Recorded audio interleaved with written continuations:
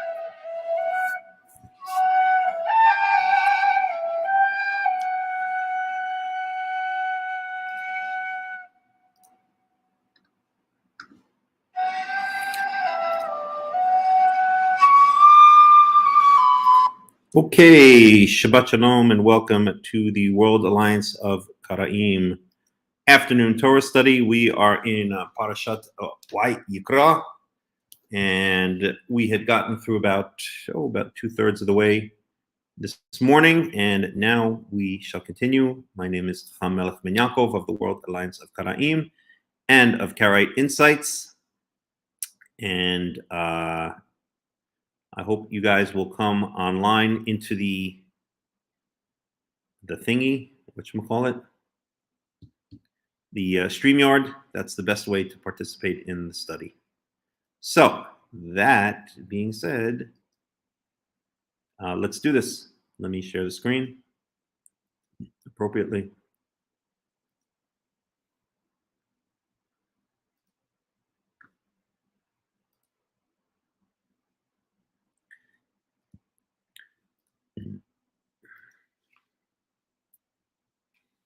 And there we go. So let's see where we were. I can close these windows off.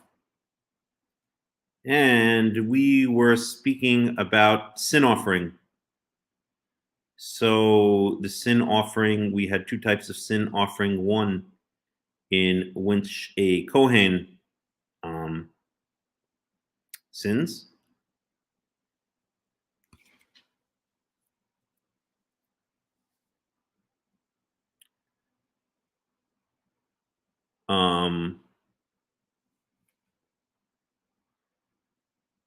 Oops, I think we're in the previous. Yeah, here we were. So one in which a Kohen, Ima Kohen Hamashiach Yachteh, So an anointed Kohen. So that is the first one. The second one is if all of the community of Israel sins by mistake, and then it's figured out later. So similar kind of ritual. And we mentioned that the sin offering is Shabbat Shalom, everybody, is kind of a little bit creepy, shall we say? I don't know if that's exactly the right word, but some things happen which are kind of gross, right? So this is the third type of offering we spoke about. The first type of offering was the olah, or the fully burnt offering, sometimes called the Holocaust offering. That's where the word Holocaust comes from. Okay. Because as we saw this morning in the Septuagint, it's translated as Holocaust. That's the Greek word for completely burnt, because the offering is completely burnt. All parts of the animal are thrown on to the altar, onto the giant barbecue, and barbecued. Right? In the second type of offering, that was in Leviticus Leviticus 3. Then we saw grain offerings. We spoke about that. Then in the second type of meat offering, which was the Zevach Shlamim, that's the peace offering. So we saw that it's a little bit different. There, only the fats are thrown onto the altar because the fats belong to Yahweh. The blood is spilled at the base of the altar because the blood is not to be eaten by human beings, right? But it's also not put onto the altar, right? It's not God's food. And then the rest of the animals are given to the Kohanim, right? That's their portion, and it's kadosh kadoshim, so it's considered holy foods, right? There are special laws. You must eat it in a state of purity, and only certain people can eat it. Okay, so then we got to the sin offering. So the sin offerings where something goes wrong. So the first two, the olah and the zevach shlamim, don't have anything to do with sin offerings, right? They're brought at different times. The third type of meat offering, then we spoke about the grain offering, and we said that there are different types of grain offerings, but one of the main things we said is that no chametz. And then after chametz, it mentions or and dvash, which we hypothesized are component parts of chametz, or component parts of bread. That in bread you certainly have or, and maybe you also had dvash, maybe also had honey, used as a sweetener, or alternatively as a food for the or, for the leavening agent. As is done today, when you make bread in the modern day, what do you often do? You will take the yeast, okay, dump it into warm water, and then throw sugar in there, or alternatively throw some flour in there, mix it around, and you're doing that to start activating the yeast. First, you want to check that the yeast is actually alive, but on top of that, you want to give it a head start. You want to get it doing its thing, which is what does it do? It consumes sugar and produces carbon dioxide as one of its byproducts. Alcohol, I believe, and carbon dioxide. And the carbon dioxide is released in the form of gas. The gas gets trapped in the glutinous fibers, the gluten fibers of the dough, and that makes air bubbles or carbon dioxide bubbles, and that's why dough rises. So honey may very well have been used instead of sugar. There was no sugar back then, obviously, in that part of the world. Sugar is, I believe I'm pretty sure it's from the New World. I might be wrong about that. But at any rate, so honey may have been used as a way of feeding this or, as feeding the leavening agent. And in which case, the leavening agent, in which case, when it says that chametz should not be offered on to the altar of Yahweh as a grain sacrifice, but only matzot, only unleavened bread, then it breaks down chametz. It clarifies chametz as seor and dvash as leavening agent, and honey as being some of the component parts of the bread. Okay, so then we got up to sin offerings, and as we said, sin offerings are a little bit disconcerting or creepy, I guess you could use the word. So in the sin offering, a couple of weird things occur. So blood is taken from the sacrifice. The sacrifice is killed. The animal is killed. Then blood from the animal is taken and it's rubbed onto the horns of the incense altar. And if we remember where the incense altar is, let's see if we can find layout of the tabernacle. So if we can remember where the incense altar is, the incense altar is actually inside. Let's get a good one here. Okay. No, I want the whole thing. Okay, it's not the most beautiful picture, but good enough. Now I gotta find it. Hold on.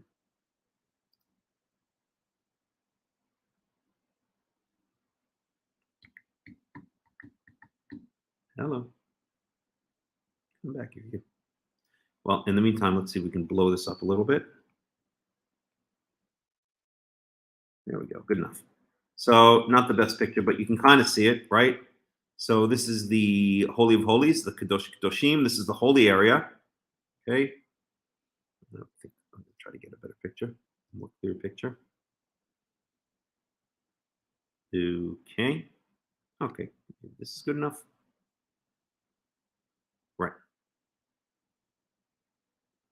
So I don't like that one so much. Okay, so and this one's not coming up, so it'll have to do. Okay, so this is the holy area. This is the Holy of Holies. That's where the Ark of the Covenant is. Okay, this is the Ohel Moed, the tent of meeting, and outside is the Hatzer, is the courtyard. Okay, so outside in the courtyard we have the altar. And then we have over here the kior, the laver. That's where all the washing is done. Okay, and then we have the covering over the ohel moed. Right. Remember that was made from 4 types of not garments. What's the word? Of fabrics. Okay, it was made from tchelet argaman, Tolaat Shani, and Shish. And then on top of it are coverings of goat skin. So that covers this entire tent area, basically. Okay. And then here is the parochet. Okay. Now I have to check. I was speaking this morning. Maybe this also this area, this curtain over here is maybe also called the parochet, but I don't think so. So when it speaks about the parochet, I think it's speaking about this veil or this curtain over here, which separates the holy area from the holy of holy areas. So to make a long story short, how is this relevant to our sin sacrifice? It's relevant to our sin sacrifice because it's what happens is the Kohen goes in, and here, okay, so inside the holy area, before you get to the Holy of Holies, you have the menorah on the left, you have the showbread table on the right, and you have the incense here. It's burning, nice, beautiful smelling incense, right? Made of cinnamon and myrrh and all kinds of different things. So the Kohen goes in here and he rubs the blood from the sacrifice on the corners of this incense altar. Now that's kind of gross, right? There's nothing here. There's no meat sacrifices going on. There's no blood. There's no guts on this inside here, right? We only have light, bread, and incense, right? It's basically it's like a vegan area, right? But now in comes the Kohen, and he's rubbing blood on the incense altar. That's almost like like a violation of the sanctity of the place, or I don't know about that, but it's like dirtying it up, right? This kind of pristine area, and then sprinkle 7 times blood on this curtain over here. This is the curtain that separates between the holy area and the holy of holy areas. So there's something creepy going on, right? There's something almost like a violation of the sanctity of these areas going on, which otherwise would not have any animal sacrifices or any animals in there at all, any parts of animals, except for human beings, in there at all, right? So that's kind of, in my eyes, that represents like the punishment of the sin, right? So the sin is the atonement for the sin. I remember we're talking about 2 types of sins, and we'll talk about a 3rd type afterwards. The first is that the Kohen sinned. The next is that the entire congregation sinned and didn't realize it, and then realizes it afterwards and now wants to bring a sin offering. Okay, so the what's going on here is it's kind of creepy, right? You're bringing blood into this inner sanctuary. It's almost like this is the consequences of sinning in this world. That nasty, creepy things happen, like blood being brought into the inner sanctuary and put on the incense altar and sprinkled onto the curtain. Okay. So that being said, And then what else happens? Then in the case of the olah, so we've seen three types of meat offerings so far, right? We've seen the olah, we've seen the zevach shlamim, and now we're seeing the chatah, the sin offering. Okay. One second.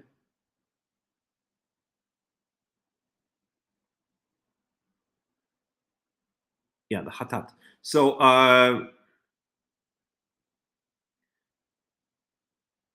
So then what happens is whatever's left over, okay? So the fats are burnt on the altar because the fats are always burnt on the altar, right? For instance, it says here, "Kasher yuram mishor zevach shlamim." Oh, that's speaking of milk. So it's like what happened with the peace offering, but it doesn't matter. It's the same thing, right? The fats are removed. Diram ha kohen al mizbach ha'olah. Right, so it's placed onto the altar of burnt offerings, right? The fats are. In all cases, the fats are. But in the first offering, the total burnt offering, everything is placed on the altar. In the shlamim, only the fats are placed on the altar, and the rest is given to the kohanim. That's their prize, that's their present, that's their salary. And here with the sin offering, the rest is not placed on the altar, and it's not given to the kohanim. It's taken outside of the camp, and it's burnt outside the camp, okay? So that's another thing. It's nobody gets the prize. Nobody gets the useful parts of the animal from a sin offering. And not only that, they're not even burnt inside the camp, on the altar. They're taken outside the camp completely and burnt there, right? And we know that outside the camp is where impure things are brought, right? So, for instance, I give the example of the mitzurah, the leprous person, right? He has to go outside the camp. That's where you get the idea of a leper camp, right? He has to go outside. I don't know if that's where you get the idea, but it's the same idea, right? He has to go outside the camp and wait until he's purified before he comes back in. So it's the same thing here. This leftover parts, these good leftover parts, which are usually, if one is a meat eater, I am not. I'm actually a vegetarian, but these good leftover parts, which are either burnt on the altar in the case of an olah or given to the kohanim in the case of a zevach shlamim, are now brought outside the tent, almost as like a punishment. Like that's the consequences of sinning, right? This goes to waste, and not only that, it's brought outside. I said the tent, outside the camp, and burnt there, right? It's almost like it's impure. There's something dirty about it. And the same thing with the sacrifice, with the sin sacrifice, when the entire community, when the entire people sin. Okay, so we get up to here. So we had two cases of the sin offering. The first is when the Kohen sins. The second is when all of the congregation sins b'shgaga, right? It says here shgaga somewhere. Can't find it right now. Yishgu. Wa'im kol yishgu وَنِعْلَمْ دَوَارْ مَعْنَيْ قَهَالْ, right? So if all of remember, we're not translating this as community anymore. I believe it's related to the word Eid, although some people say it's related to the word Ya'ad. But at any rate, I'm translating this as the witnessing community or the witness community of Israel shall sin by accident or shall accidentally do something accidentally, right? So this is talking about an accidental sin, right? And what is it?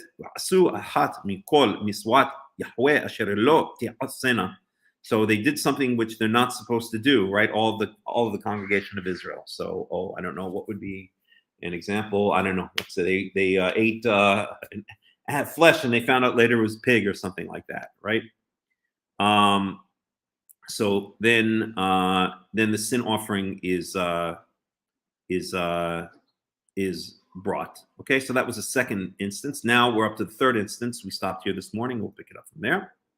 So we're up to the third instance, and this is Asher Nasi Yahteh. So Nasi is the head of a tribe or a leader in general, you could say. It's usually translated as prince, ruler. Okay, Asher Nasi Yahteh Asa Achat Mikol Miswoth Yahweh Elohav Asher Lo Tiasena Mishkaga Wa Hashem. Okay.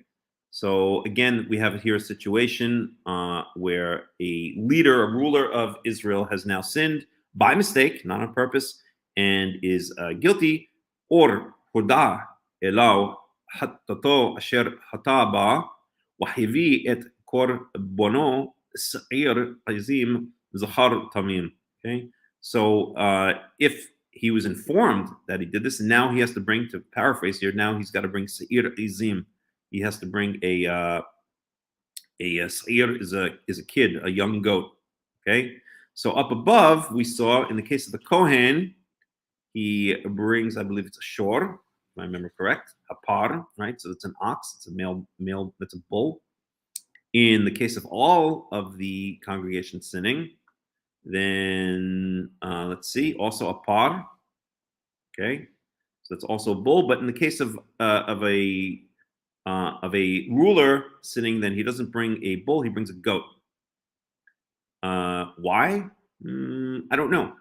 So ir ezim, a goat is going to be less expensive, smaller and less expensive than bulk. You got to get this cat out of here right now. She's going outside. All right. I'm doing the study one more time. She's out the door. All right. I can't have this. All right.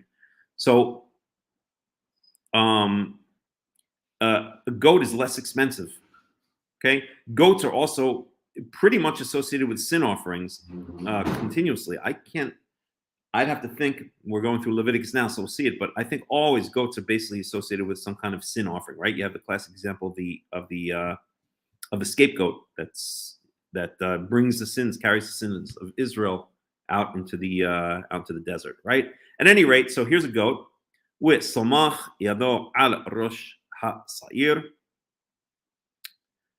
ושחט אותו במקום אשר ישחט את העולה לפני יהוה חטאתו. Okay, so it's slaughtered in the same place as all the other sacrifices, and it is a sin offering. חטאתו. חטאת is a sin offering.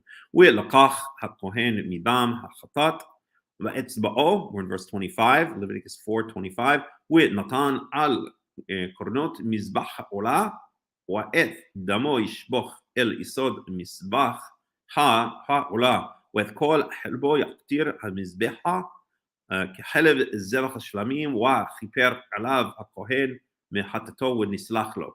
So this is interesting. So the punishment is a lot less harsh if a leader sins than if all the people sin and if a Kohen sins. So in the case of the Kohen, in the case of all the people, we saw what happens. He goes in the holy area, he puts the blood on the corners of the incense altar, and then sprinkles blood on the parochet, the veil that separates between the holy area and the Holy of Holies, where the Ark of the Covenant is kept.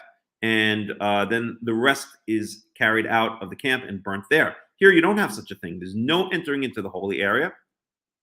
There's no Shabbat Shalom, everybody. There's no, we're using the phone again as the internet is down again. Oh boy. Oh my. I wish it was like Zoom where there was like a call-in number. Maybe that would make it easier for you guys, but I don't think that this has any such possibility. At any rate, so here with the Nasi sinning, the ruler, the head of the tribe sinning, there's no rubbing the blood. There's no going to the holy area, into the Ohel Moed, into the tent of meeting. There's no rubbing on the altar of incense, right? And making it all disgusting, right? There's no sprinkling the blood on the parochet, on the veil that separates between the holy area and the holy of holy areas. And there's no carrying out the remains outside of the camp and burning it there. And on top of that, one second. So it is rubbed on the sacrifice altar, but that's outside of the tent of meeting. That's in the courtyard there, right? Vikol helbo, and then all of its fats are burnt on the altar. That's always the case, right? Because the fats belong to God. The blood belongs to nobody. The blood is always spilled, right? As we go back to, for instance, Genesis, I believe it's 9:2, right? Let's just look at that for a second.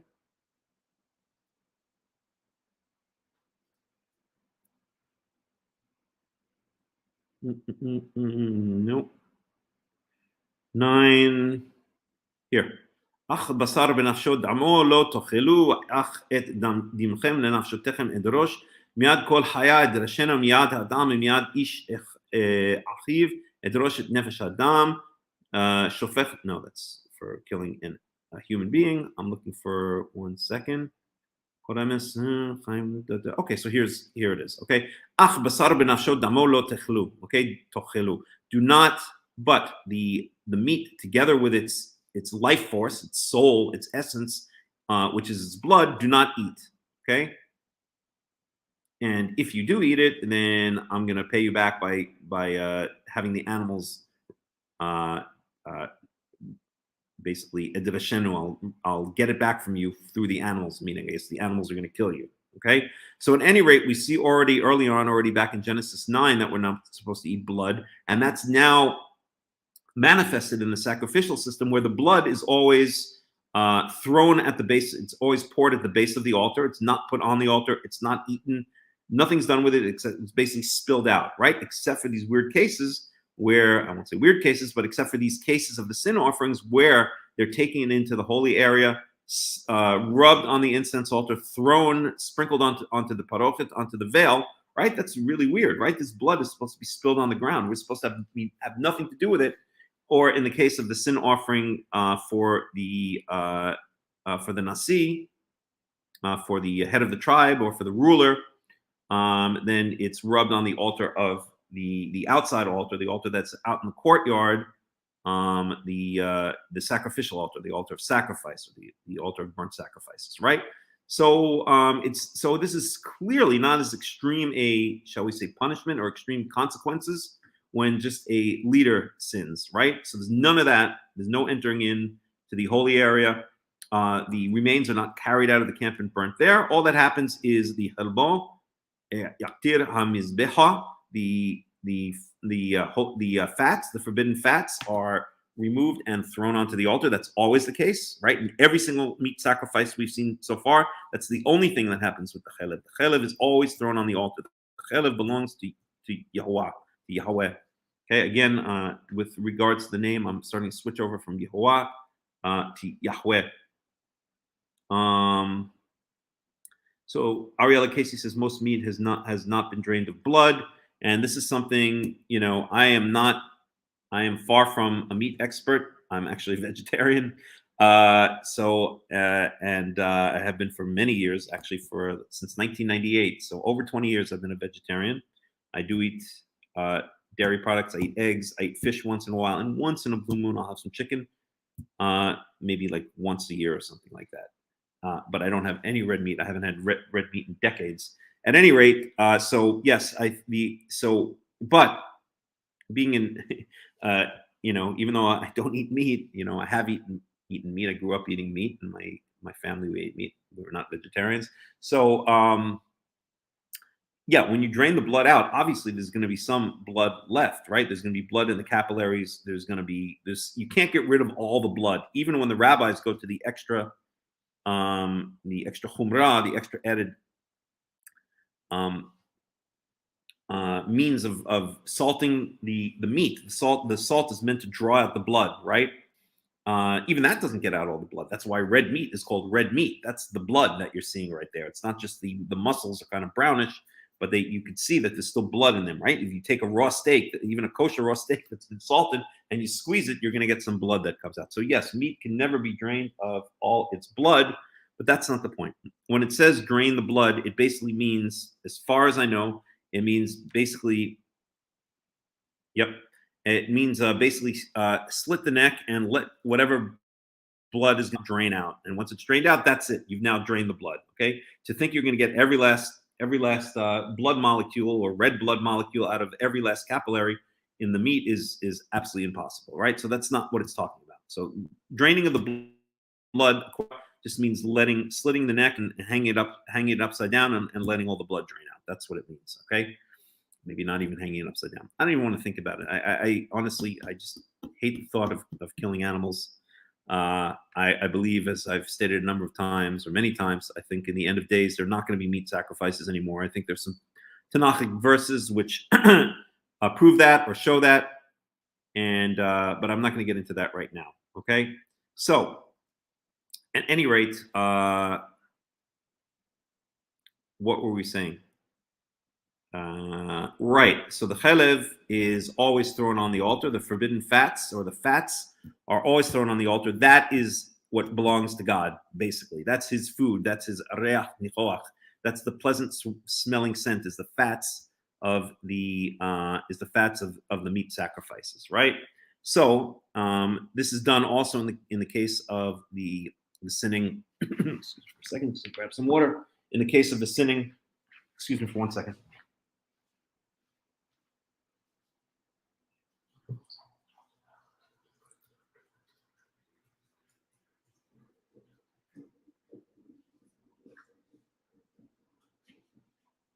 In the case of the sinning nasi, in the case of the sinning head of the tribe, this is also done. The fats are thrown on the altar, but there's none of the other stuff. And the remains are not brought out of the camp and burnt out of the camp. What happens with the remains? It says right here. וכל חלבו יכתיר המזבחה כחלב זבח השלמים וכיפר עליו הכהן מחטאתו ונסלח לו. And that's it. That's the end of it. Right? So some of the blood is rubbed on the corners of the altar of burnt sacrifices, not on the incense altar, outside in the courtyard on the altar of burnt sacrifices. And then the chalev, the fats, are of course burnt on the altar as always. And that's it. It doesn't even say, as far as I can see, what happens to the rest of the body of this goat, right? Let's just see. דמו ישפוך על יסוד מזבח העולה. That's as usual. ואת כל וחום לקטיר המזבחה כחלב זבח השלמים וכיפר עליו הכהן מחטאתו ונסלח לו. And that's it. And so it says here in verse 26, כחלב זבח. So the same thing is done just like the peace offering. In other words, the fats are thrown onto the fire. And I guess one can assume, just as in the peace offering, the rest of the body is given to the Kohen. So the same thing here. So there's nothing about taking all of the goat and burning it on the altar, or taking the remains of the goat and bringing them outside of the camp and burning them. I would assume, unless I've missed something here, that what happens is the rest of the goat is just given to the Kohen, right? And so the Kohen, in doing such, atones for his sin, or helps him atone for his sin, and he is forgiven. And that's it. Okay, so it's a much less harsh consequence. So here we're talking about, okay, so let's figure out why is it less of a consequence, right? Well, the first two, where there are heavy consequences, where it's not a goat, it's a much more expensive bull, right? So let's talk about the top sacrifice is a bull, is from the herd, right? Like a cow, basically, a male cow, a bull, right? The second most expensive sacrifice, or I guess honorable sacrifice, is from the sheep, and the third is from the goats. And in the mammals, those are the only three things that are brought as sacrifices. Okay, it's either a bull, an ox, a sheep, or a goat. Okay, a bull, a sheep, or a goat. Okay, so but these worth value, right? So a cow being the biggest is going to be worth the most. Sheep being smaller is going to be worth less, and a goat being even smaller is going to be worth less, right? In terms of monetary value. So we see here that even with that, we have much more severe consequences for if the Kohen sins, or if the entire congregation, we're calling that now the witnessing community of Israel, sins. Okay, not to be confused with the Jehovah's Witnesses, the real Jehovah's Witnesses. So so those are the two most serious sin offerings. Those are the most serious types of sins. And it makes perfect sense. When the Kohen sins, that's a big deal, right? He's supposed to know the Torah. He's supposed to know what's going on. And if he sins, one more second.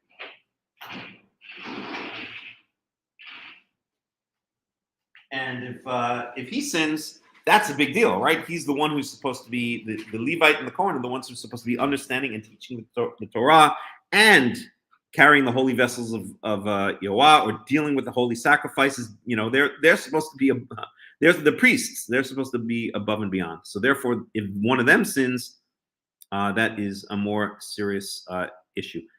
And by the way, when it says here the Kohen HaMashiach, are we speaking about the Kohen HaGadol? Are we speaking about the head Kohen? Or are we just anointed Kohen? I believe here we're speaking about the head Kohen, translations on that. So that's Leviticus 4:3. Let's go to Everett Fox and see what he has to say.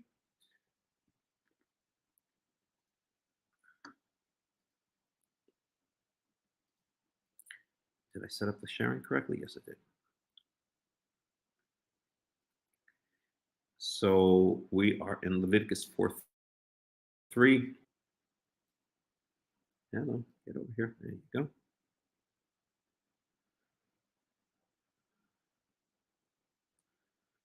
We overshot the landing pad a little bit. Leviticus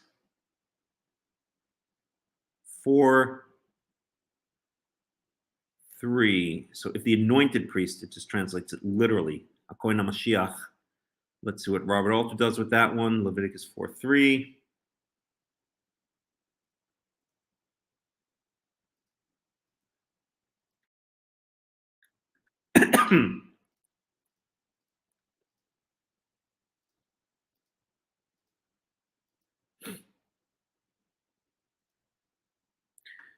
For 3, if the anointed priest. So he puts that in lowercase letters, and I'm going to assume that means any priest that's been anointed, right? It's not necessarily talking about the Kohen Gadol. It's so he does say this is the alternate designation for the high priest. Okay.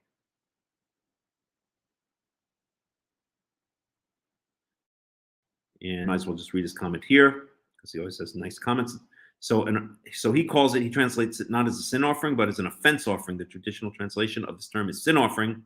Milgram argues in a letter that this is a misrepresentation of the Hebrew hatat and proposes purification offering as the precise English equivalent. The hatah in the Kal congregation, as in verse 2 here, means to commit an offense, a term probably taken over from the political to the cultic realm, as when a vast people commits an offense against its overlords by rebelling. The same root in the PL congregation means to remove or cancel. In modern Hebrew, in the PL congregation, the chateh means to disinfect. Okay, so if you buy a disinfectant at the supermarket, it's a michateh. And disinfection is haitui. So at any rate, one well-attested semantic function of this conjugation, the offense. Okay, the noun hatat is derived from the PL conjugation, and hence the canceling out effect, purification, is in fact implied, but something is lost by using a designation for this offering that is not cognate with the verb to offend, and the context makes clear enough that an offense offering is a sacrifice that removes the effects of the offense. Okay, interesting.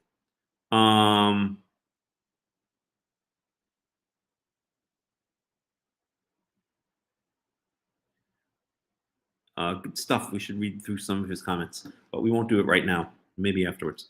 At any rate, so so he understands this is the Kohen Hagadol. So Ima Kohen HaMashiach. So this is the Kohen Hagadol, and that's why the punishment is so harsh, right? Because he's the Kohen Hagadol. He's supposed to know best, maybe one of the best out of, maybe the best out of the entire nation. He's supposed to know the Torah. So if he sins, it's a severe response, or I won't say response, the severe consequences in terms of the sacrificial ritual. And if all of the people of Israel sin, then it's the same thing. This is a sin by the entire community deal. Here it's just the Nasi, right? What does he know, right? He's he's just the head of the tribe. He's a political leader, right? He probably knows some Torah, but may or may not be an expert in the Torah in the same way that the Kohen Gadol is. So right, and so therefore the consequences are less. It's just a goat. There's no going inside the holy area, and there's no bringing the carcass outside of the camp. Yeah. All right. This is not even a head of a tribe, right? This is just an average person. This is your average, Joe Schmo or Joe Schmoberg, right? Hanging out in the camp, right? Or hanging out somewhere in the land of Israel. So, v'im nefesh ahad techata bishkaga bishchara me'am haaretz, from one of the people of the land. Okay.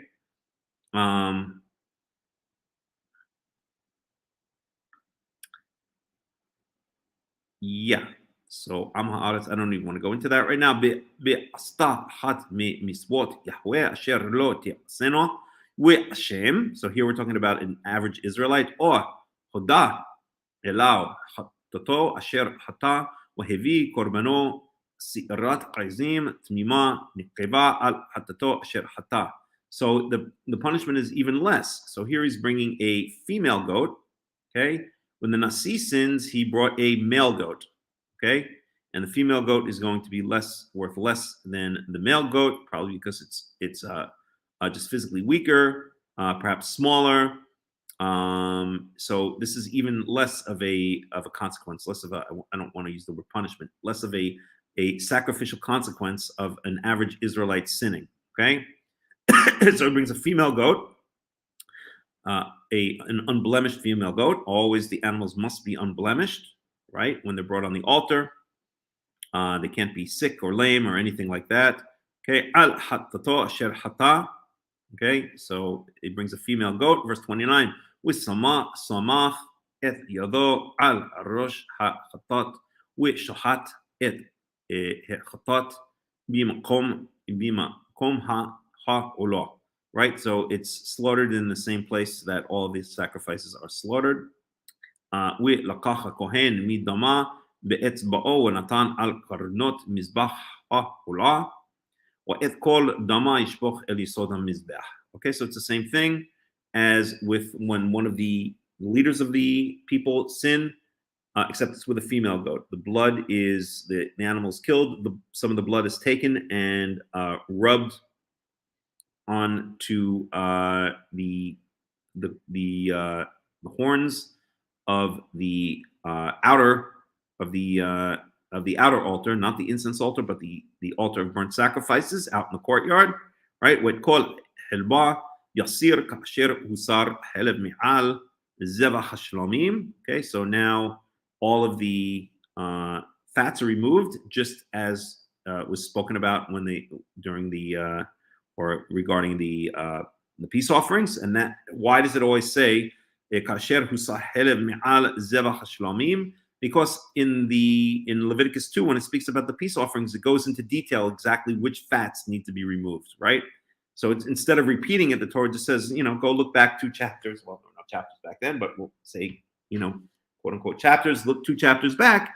And there, the Torah explains in detail exactly which fat needs to be removed, which fats need to be removed and put on the altar. Wa'yitir hakohen hamizbeha le'areach nichoch le'Yahweh.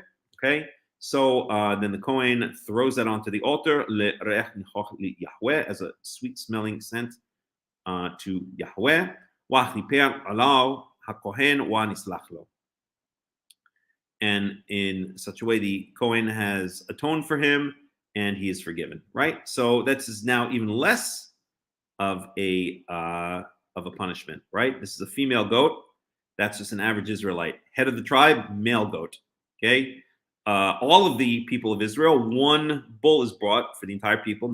It's not that each person has to bring a bull. 1 bull is brought, and then we have the whole thing of going into the holy area, rubbing it on the horns of the incense altar, sprinkling it against the veil that separates between the holy area and the holy of areas where the Ark of the Covenant is, and then bringing the carcass outside the camp and burning it there, right? So we're descending in the seriousness, I won't say the seriousness, but we're descending in the level of what's expected of a person, right? That was just an average Joe Schmo, okay? Wa'im keves yavi korbano lehatat nikevat mima yaviena. So this yavieno. So this is now continuing on. So instead of bringing, so this is now speaking, continuing if a person sins. So instead of bringing a goat, he can also bring a sheep, a lamb. Okay. وَسَمَخْ et yado al rosh hatat وَشَحَتْ אותה lehatat b'mkom asher yishchat et ha'olah. So the same thing. It's slaughtered in the area where all of the sacrifices are slaughtered, which is where specifically it says it earlier that it's on the north side of the altar, right? So the north side of the altar. So if you're standing in front of the altar, looking towards the altar, and then behind it is the Ohel Moed, the tent of meeting, it's going to be on the left side of the altar, right? מאצבעו ונתן על קרנות מזבח עולה ואת כל דמה ישפוך אל יסוד המזבח. So same thing, okay? It's some of the blood is rubbed on the horns of the altar of sacrifices, and then the rest of the blood is poured out at the base of the altar. ואת כל חלבה יסיר כאשר יוסר חלב הכבש מזבח השלמים, and then all of the fats are removed, as was the case in the peace offering. Look back 2 chapters for the details. ויתיר הכהן אותם המזבחה על אישי יהוה וכיפר עליו הכהן על חטאתו אשר חטא ונסלח לו. So basically it's the same thing, except that instead of bringing a goat, he can also bring a sheep. And this would be referring not to a nasi, not to a head of a tribe. This is referring to, again, your average Israelite. And how do we know? Because here it's a nikeva, right? When we're talking about bringing a goat, it's a nikeva, it's a female, right here in verse 28. And here, when it speaks about a sheep instead of goat, if the person wants to bring a sheep instead of goat, then it also says nikeva, right? It's also a female. So that would imply that it's speaking about just the Israelites. So from 27 through the end of 35, it's speaking about the possibilities of an Israelite sinning. Okay. Well, and we have some comments here. I would assume this is the high priest, right? So we clarified that. At least according to Robert Alter, it is the high priest, and that would make sense. Kohen HaMashiach, the anointed Kohen. Well, since a bull was offered for the whole nation, then that rules out the Lamb of God, fake Jesus. Oh, okay. That is a great point. I like that. I really like that comment. I'm going to use that when I argue with Christians. I like that. I like that a lot. Let's remember exactly where that is. That's in Leviticus.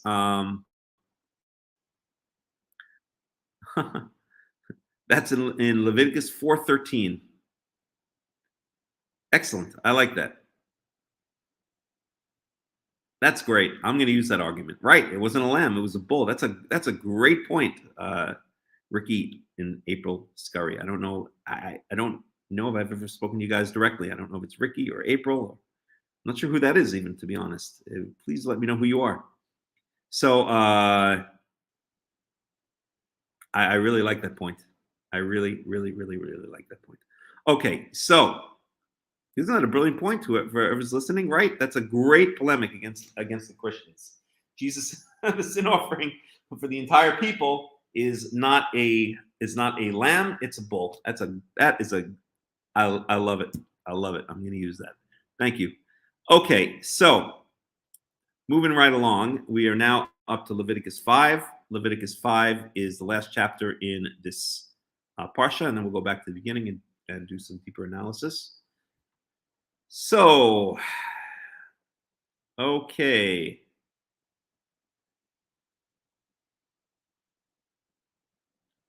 So, وَنَفِشْ كِي تَخْتَى وَالشَّمَاء قُلْ Allah وَهُ عَيْد or ראה או ידע אם לא יגיד ונעשה נפש אשר תיגע בכל דבר טמא או בנבלת חיה טמאה או בנבלת בהמה טמאה או בנבלת שרץ טמא ונעלם ממנו והוא טמא והשם. So here we have some very specific situations. So the first situation is ושמע קול Allah, that he hears literally the voice or the sound of a curse. He hears somebody cursing, or maybe Allah is actually an oath. I'm not sure what it's speaking about there. So let's hit some commentaries on that one. So this is 5:1.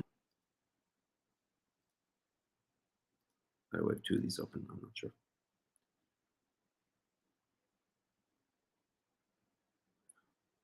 So Robert Alter translates that heard a voice in adjuration. I don't even know what the heck adjuration means. Let's try to find out. Look up adjuration. Adjuration. Whoa.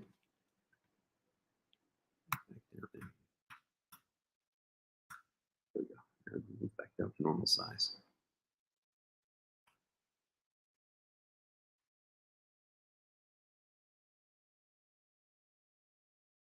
A solemn oath. Okay, so an oath. An earnest urging or advising. How about that? So, so he sees that as an oath. He being a witness or seen or known, if he does not tell, he shall bear his punishment. So let's see what that means. So I guess what it means is a person who hears someone else take an oath, and maybe he's supposed to let the authorities know that someone has taken an oath, or let the public know that someone has taken an oath, just in case the person violates it. Or maybe it's speaking about the person of the oath. Let's see if Robert Alter adds anything to that, and he doesn't. Let's then take a look at some of the other commentaries and see what we can get out of that one. Close this off. I can close this off for now. And let's look at the Ibn S 5:1.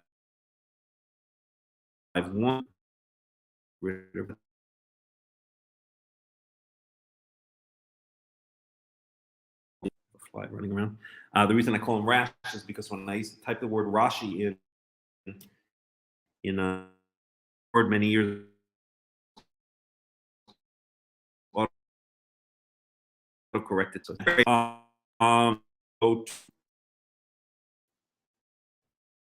Ibn essay about this.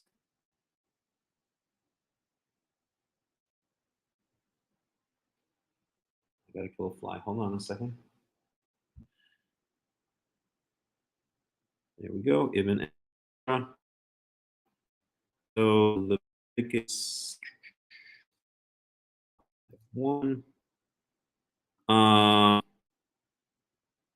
So I'll just read the English to save time. Hold on. Come here, fly. Okay, and anyone should sin, and then here's the voice of adjuration. Allah, adjuration refers to alit, thou dost utter a curse, in about which thou dost utter a curse. Scripture employs an abridged style. Scripture warns that the witness is obligated to testify, for if he does not testify, then he's liable for punishment from God, for he bears his iniquity. If he forgets and does not testify and then reminds himself, then he brings a guilt offering. So let's see here. Who? Hacherem. Wachen, wa'et. Alit. And where's that? That's Judges 17:2. וכתוב אחז דרך קצרה והזהיר שחייב העד להגיד כי אם לא יגיד יש עליו עונש מהשם שיישא עוונו אם שכח ולא הגיד ואחר כן נזכר לו. Okay, so I guess what he's saying is that this is a curse, right? So basically what the Ibn Ezra is saying in the Hebrew, hu acherem. Okay, cherem is referring to a curse, at least in medieval Hebrew. So it's still not clear. What is that talking about? Is that talking about a curse against another person? About a curse against God? It's not really clear. Let's look at some other commentaries and see what we can make this.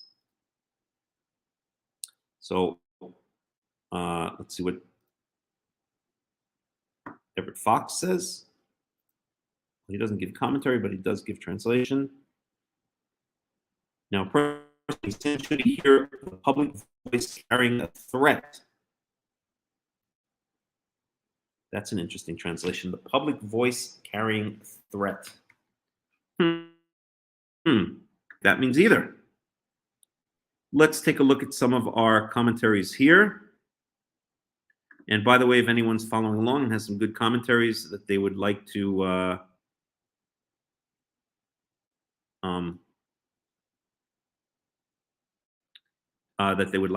add, please let me know, but I'm going to do it this way. So I think I'm going to go here.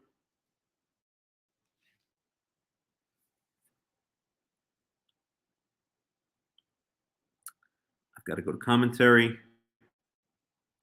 Leviticus 5:1. Let's grab this one. Never heard of it before, but let's see what it has to say. Ellicott's commentary for English readers. And hear the voice of swearing because he heard the voice of adjuration and might be witness whether he's seen the offense or known of it does not tell it. Okay, so that's the translation. Having laid down in the former chapter the regulations about the sin offering and having shown how these regulations to be carried out when the offense against the divine law is inadvertently committed by the spiritual head of the people, by the whole congregation, by the sovereign ruler of the nation, and by the individual members of the community, the lawgiver now proceeds to set forth in Leviticus 5, 1 through 13 of this chapter, the trespass offering which every Israelite is to bring when he has violated certain precepts here specified. The first instance adduced is that of failing to come forward as a witness after the judicial adjuration has been uttered. It was the duty of every member of the community to aid the authorities in maintaining the integrity of the divine law. Hence, when an offense was committed which the constituted tribunals were unable to bring home to the offender for want of evidence, a solemn adjuration was addressed by the judge to individual members, to a district, or to the whole community. If after such an adjuration anyone who is cognizant of the offense failed to comply what he knew, he was considered in the sight of God as participating in the transgression which he had thus concealed. It is with reference to this law that we are told, whoso is a partner with a thief hateth his own soul, he heareth cursing and betrayeth it not, blah, blah, blah. And then we go into, I really got to get this fly. Hold on, I got to take a break. There's some fly killing around here. It's aggressive fly. Okay.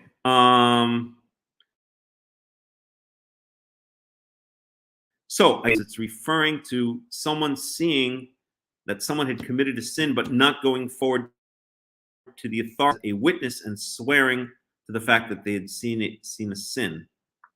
Let's look at some other commentaries.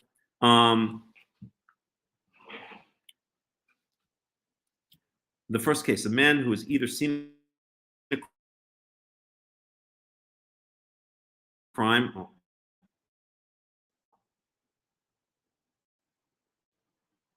Okay. Damn it. Okay. And who G1 property or no when voice duration not utter, i.e., if he remains capable of bearing this still. Then we go into Jesus stuff. The mother of Micah, of Micha, Judges 17:2, uttered an adjuration when 1,100 pieces of silver were stolen from her. She was, according to the custom of those times, which was for a long time preserved among the Arabs, calling in the name of God on anyone who knew anything about that to reveal it. This appeal her son heard, and in response acknowledged himself to be the thief. Appeal might be made to a person wrong to or appeal to a judge in utter adjuration. To the tradition, the text refers to contort. In Proverbs 29:24, reference is made to one who is silent and thus appealed to. Okay, so I guess what it's saying,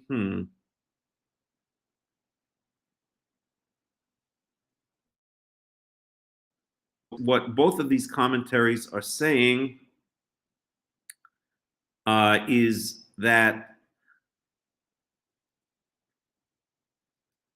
okay, so now let's go back to the Hebrew, okay?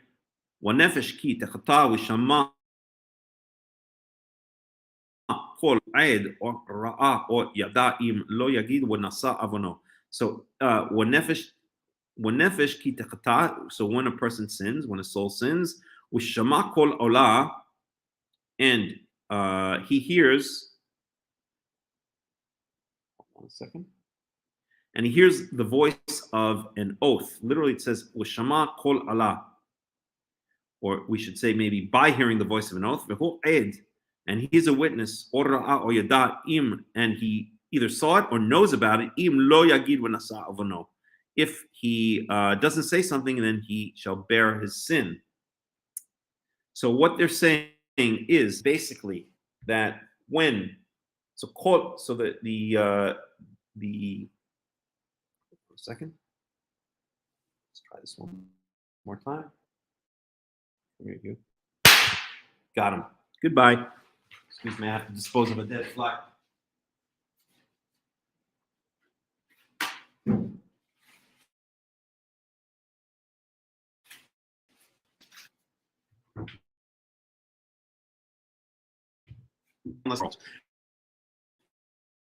All right, Allah, which literally means the voice of a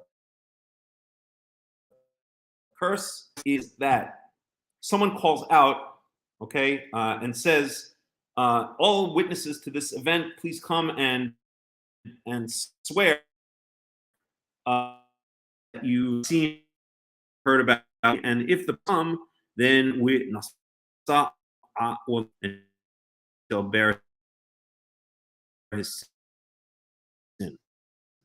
Let's take a look. For what it's worth, Rashi states that it's a person that takes oath.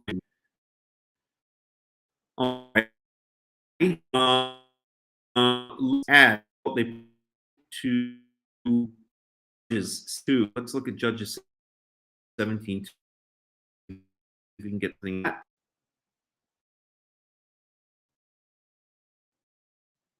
Start in the English. We'll switch over Hebrew.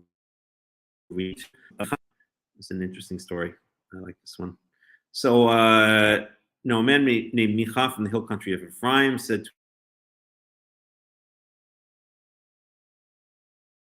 to his mother, "Take which I heard you utter a curse. I have that silver with me. I took it."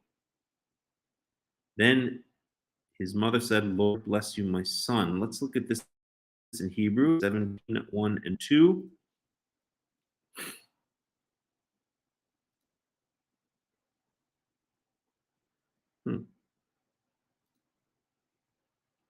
Again. Okay, don't know why that's not coming up. Okay, so try this. Okay, ויהי איש מהר אפרים ושמו מיכיהו, ויאמר לאמו 1,100 כסף אשר לוקח לך, ואת עלית, גם אמרת באזני, הנה הכסף איתי, אני לקחתיו, ותאמר אמו ברוך בני ליהוה. So, this is the key word here, alit. Okay, so let me give a translation here. Wa'ish mi har Ephraim, and so there was a man in the hill country of Ephraim. Ushmo Michayahu, his name was Michayahu or Micah for short. V'yomer la'imo, and he said to his mother, 1,100 hakesef asher lukach lach, pieces of silver that which were taken from you. Wa'at alit, and you issued a solemn oath. You called out an oath. V'gam amart ba'aznei, and you also said into my ears, and you also said it into my ears. In other words, you also told me about it personally. Here is that money, I took it. And his mother said, "Blessed are you to in the name of Yahweh," or to Yahweh. So it's saying and this is the same word here, alit. It's the same word, or it's the same root as over here as Allah, right? It's the same root, which means to take an oath or to state a curse. So I guess, yeah, that kind of does play itself out correctly then. So what the commentary there is saying is that the mother of Micha noticed that her 1,100 pieces of silver were missing, and she issued an oath, or a call for an oath, I guess, right? She issued a solemn oath. She issued a statement that people who know anything about this should come and take a solemn oath that they know something about it. That's what the commentaries seem to be saying. And then Micha, her son, comes and says, "I took it." So he answers that oath. Okay, so that's Judges 17:2.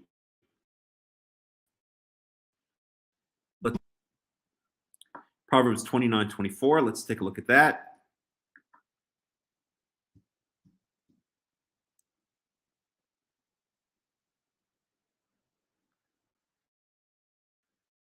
So let's get the Hebrew on that one. Whoa.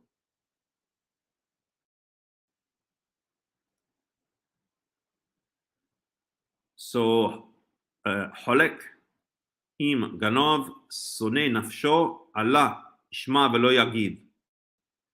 So that basically says the same thing. So anyone who takes part or who puts his lot in with a thief, sone nafsho, he hates himself, hates his own soul. Allah yishma, he heard a solemn oath issued, velo yagid, and he doesn't say anything. So that also seems to be in line with what we're seeing in Leviticus 5:1, that some kind of solemn oath is issued. In other words, a statement goes out. Anyone who knows anything about the money that was stolen, please come and report it to the authorities, right? And anyone who doesn't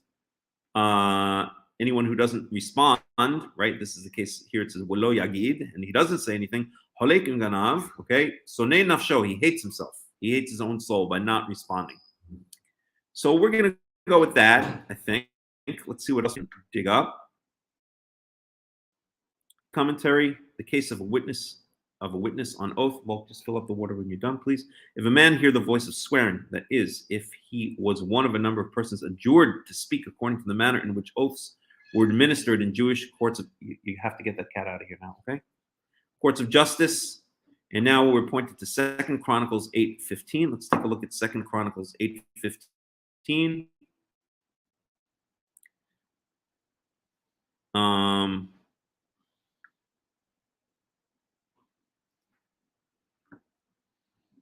Oops, I don't know why it does that.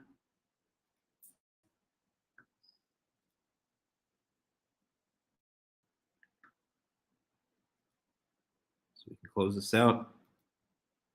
2 Chronicles 18:15. Let's look at what we have here.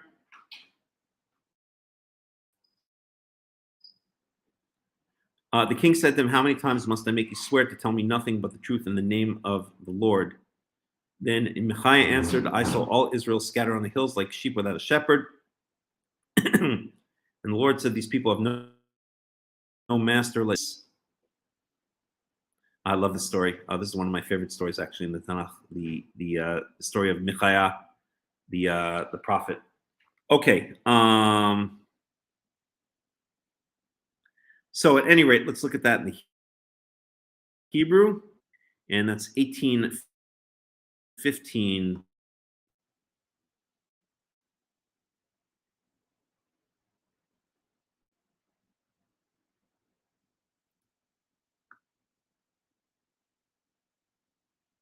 So 18:15 says, "Wayomer el." Okay, we'll start in verse 14. Wayavo el Hamelech. So he came to the king. Wayomer Hamelech elav, and the king said to Micha, "Hanelech el Ramot Gilad lemilchama." Shall we go out to Ramot Gilad, a place lemilchama, in war or in battle? Im echdal, or should I not? Okay, or should we not? Okay, should I not? Wayomer alu wa'atzlichu. Yinatnu biyetchem, and he says, "Go up and may you be successful. Yinatnu biyetchem, and may they be given into your hands." So this is actually very interesting grammatics. This is the imperfect tense, which can be interpreted as the future, right, or as a command. Right, but it's not always the command. It can also express other moods or other intentions. So Micah is, Bulk, you'll really enjoy this. It's playing off on the fact that it can mean two different things. It can go up and be successful, and they will be given into your hands. But that's not really what he's saying here. He's saying, go up and may you be successful, and may they be given into your hands. So he's actually playing off between two forms that the imperfect or the future is used. One is the command form, and the other is what's called, I can't remember, is it the jussive, the cohortative? I think it's the jussive. May you be successful, right? So he's saying, he's not giving a prophecy saying to go up, and the reason he's not doing that is he's afraid that he's going to be killed if he gives a bad prophecy, right? So he's saying what looks like a prophecy, but it's not. It's really kind of a blessing, shall we say. May you go up and may you be successful, and may they be given into your hands. Okay. Verse 15, and the king said to him, Ad kama pa'amim ani משביעך אשר לא תדבר אליי רק אמת בשם Yahweh. And so the king picks up on the fact that that Micah is not exactly telling the truth here, that it's more of a blessing rather than a prophecy. And Hakham Melech, and the king says to him, how many times ad kama pamim ani mashbiacha? How many times should I make you swear? Should I cause you to swear that you should only speak to me truth in the name of Yahweh, right? So the king picks up that it's not a prophecy. It's kind of more like he's fudging it a little bit. It's really more like a blessing. And the king says, how many times have I made you swear that you should only tell me the truth? And here's the same idea. Ani mashbiacha asher lo tidaber, right? Mashbiacha means make you swear, similar to the idea of kol Allah, of a swear, a solemn oath, right? And that's why this verse is pointed out. It's not the same word, or it's not the same root, but it's a similar idea, not really exactly the same idea. Let's just go on for a couple of verses because I happen to love the story in the Tanakh. So now he tells the truth.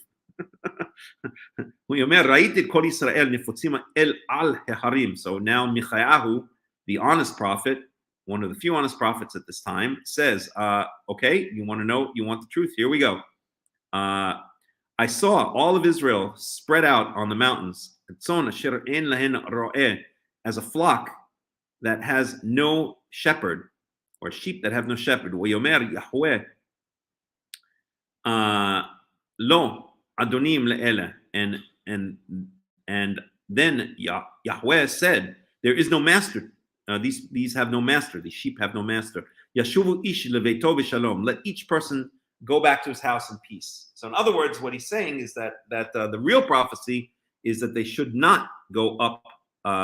They should not go up to war in Ramot Gilad. These people have no leader. It's like a bunch of sheep without a shepherd, and they should all go home to their house and not go out to war. 17. This is 2 Chronicles 18:17. Yomer Melech Yisrael el Yehoshaphat, and the king of Israel said to Yehoshaphat, Hello, amarti elecha. Have I not said to you, lo yit nabe alai tov ki im le ra? And so so the king says to Yehoshaphat, didn't I tell you, okay, that this person, I'm going to paraphrase here, this person never gives me good prophecies. He always gives me bad prophecies. So now Michael goes on. Now, so you really want the truth? Now you're going to get the whole truth, and nothing but the truth. Yahweh, and he said, therefore, listen to the word of Yahweh. I envisioned, I saw Yahweh his throne, and all hosts of the heavens are standing on to his side, left side.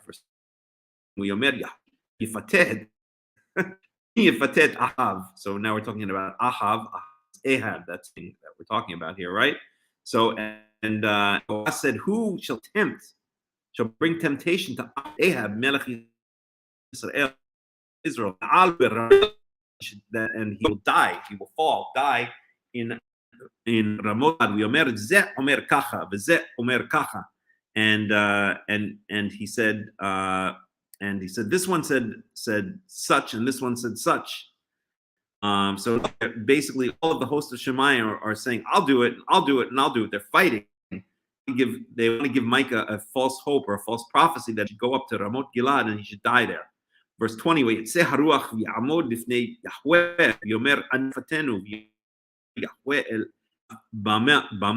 and so the spirit, whatever that means, I'm sure that maybe a type of angel, maybe an angel, stood before Yahweh and said, I will tempt him. And Yahweh responded to him, how will you tempt him? With what will you tempt him? Verse 21, so this is 2 Chronicles chapter 18, verse 21. And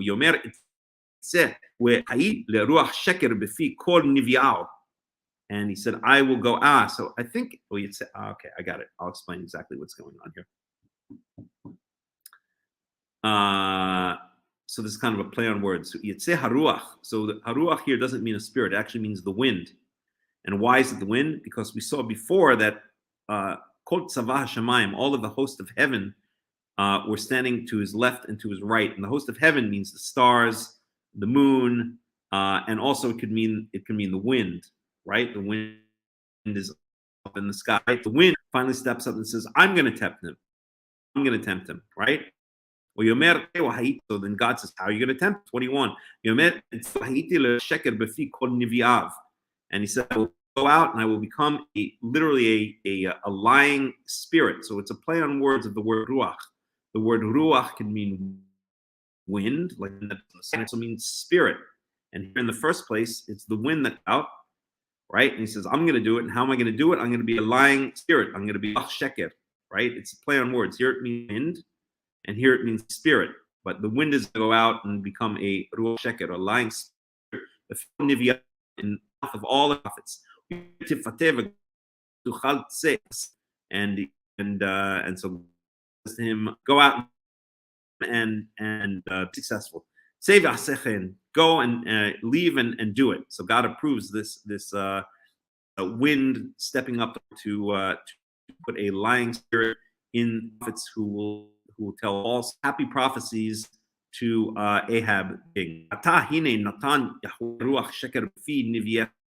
And now Michael, the only prophet, goes on. Now behold, Yahweh has given a lying spirit in the mouths of your prophets, in the mouths of your prophets or all your prophets. The truth is that Yahweh has spoken about you evil. Yahweh intends things happen to you. Ben Anach et Michahu al Halati. And so then Tzidkiyahu ben Kin'ana, I don't know who that is. It's not the same as the king Tzidkiyahu. Some other Kiyahu, one of, I guess, Ahab's assistants. So how does Mike Michayahu, the prophet, what's the prize he gets for telling the truth?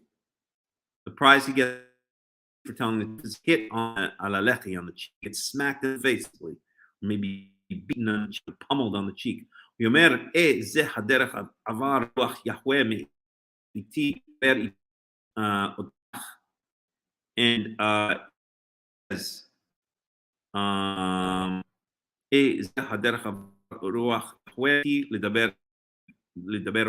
is it that the spirit has left me and speaking to you? Is one of these false surrounding a just giving news, right? So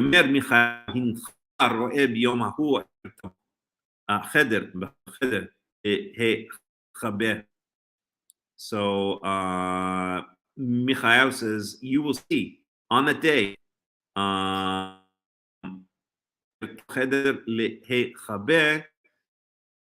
So what this is that it shall come from room and you shall be hidden. Not sure what that's referring to, but I'm not going to even try to figure it out now. I don't think it matters. But I don't want to go trace it down.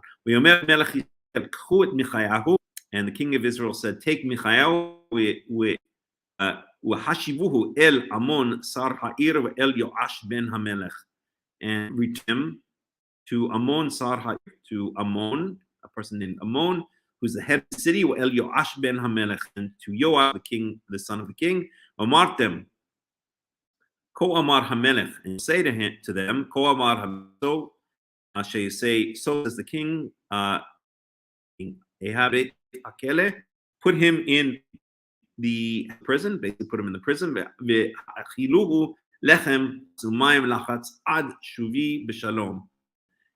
feed him the lechem lachatz. Really means it's like and water of affliction until I come back in peace. So Ahab doesn't like such truth. Excuse me.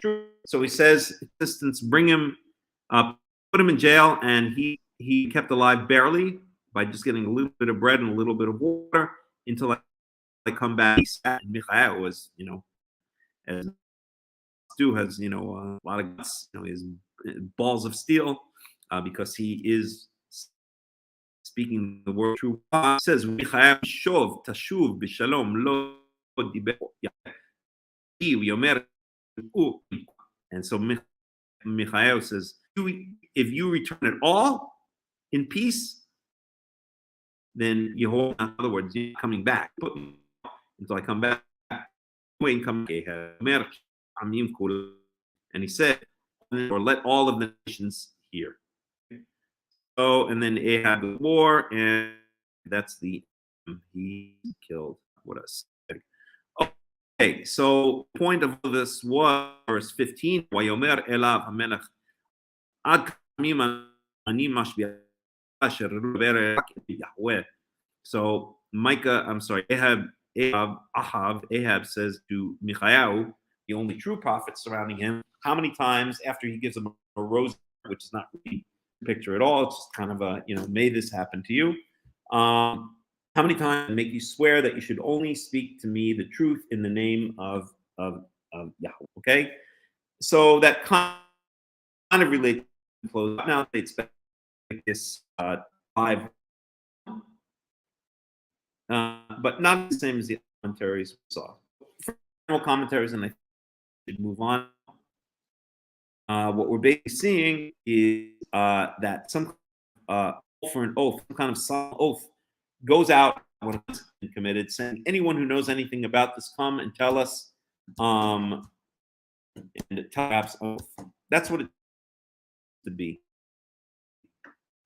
Any other? Get rid of this. Any questions? Please add. We're gonna go to the next verse. Anybody comment on idea?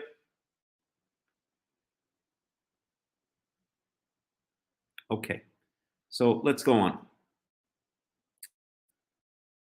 So that's, as a commentary said, now through. So one of them is answering a call for oaths when knows something about a crime. Verse 2, so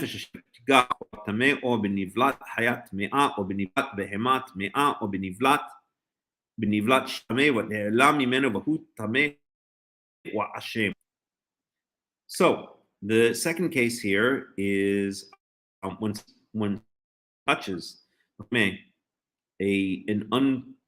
that transfers impurity, literally anything that is impure. The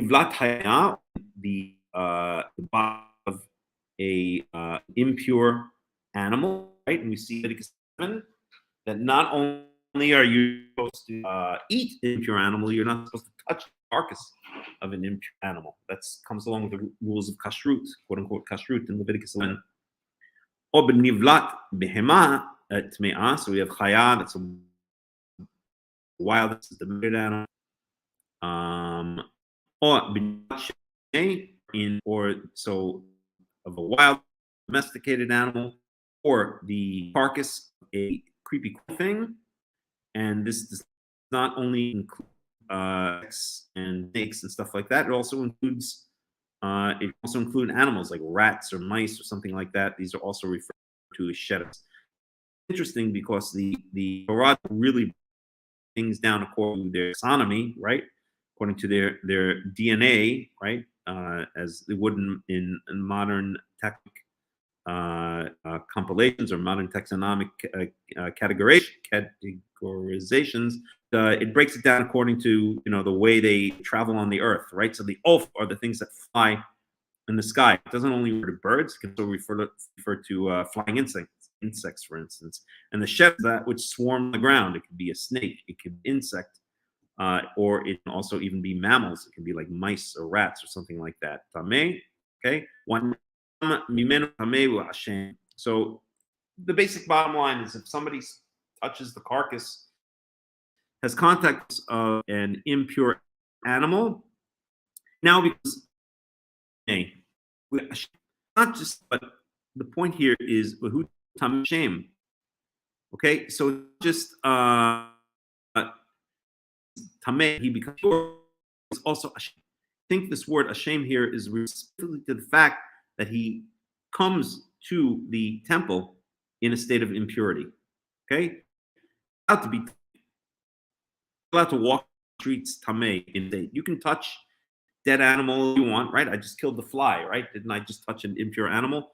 I don't now have to go and bring a sacrifice because I killed the fly, touched the carcass. A shed, it's a swarming thing. Maybe that's a flying thing.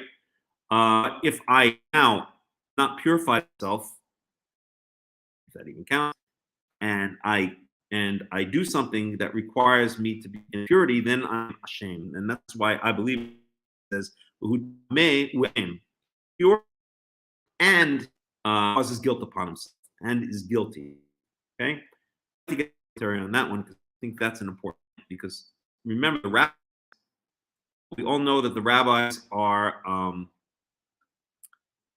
as the Pharisees. We know Pharisees that comes from the Hebrew prushim, and probably many of us know that the reason there are a number of reasons why people say the prushim. One of the reasons why people say prushim Pharisees is because they made extra special effort away from towards a cult, their denomination of Judaism, which is not Torah. They tried in a state of ritual all times, even when they're down the street, going to the marketplace, or whatever the situation be. That's why the reasons given to separate oneself themselves from. However, they add Torah. It says add and don't take away. They added by saying must be state of at all times. It's not true. Any evidence anywhere in the time one must be in a state of purity is when they are the holy temple or they're eating the things that have sanctified, foods that have dedicated to the temple. And let's just look one.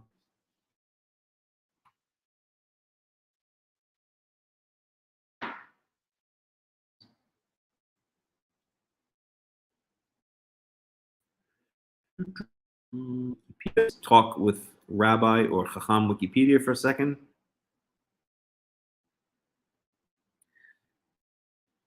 Okay, so it would be nice if we had time to go through this entire Wikipedia, but let's not. Pharisees from the Aramaic, whatever, Shai, meaning set apart, separated, related to Hebrew parush, parushim, prushim. The kal participle of the verb para. This made reference to their separation from the Gentiles. So that's one explanation. Sources of impurity from non-religious Jews. That's really the main one I've always heard. Okay, that I highlighted over there. That's a reference to the separation from sources of ritual impurity. They allow themselves to enter a state of impurity.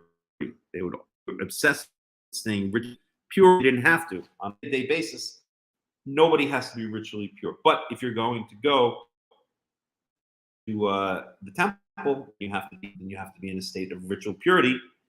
And I would say, okay, and this is a proof I've used times over the years, which is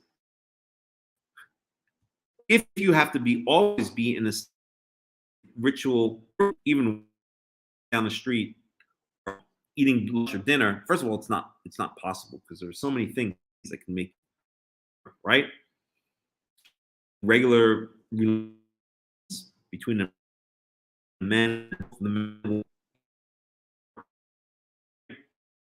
So what is special about the Holy Temple? What's special about the Mishkan, the Ohel meeting, right? What about going up to eat? If you need to be in a state of rituality, in fact, one would say that the main part of Yom not atonement sins of the people, but it's actually of the holy temple, of the temple, the tent of meeting, right? If one does not, if one always needs to be in a state of purity, then the holy temple, where we know you're supposed to, it says explicitly in many that you must be in this purity to go to the holy temple, or to bring the sacrifices, or to eat of the holy things, right? No, that's the case. That's in the special state of cleanliness, because God is wouldn't go, wouldn't the king of, I don't know, England, something like that. There's no king, but England, right? You wouldn't go to the king, all having not taken a shower for 3 clothes, right? You can go up. You're going to go up to a special place, best clothes, and you're going to make sure you're correct and all of this kind of stuff. Same thing when you go up to God's holy temple or tabernacle. Before, you don't go up like a bum, all dirty. You go up in a state of ritual purity, and the idea of ritual purity. And if that weren't the idea of purity, then nothing special to the temple at all.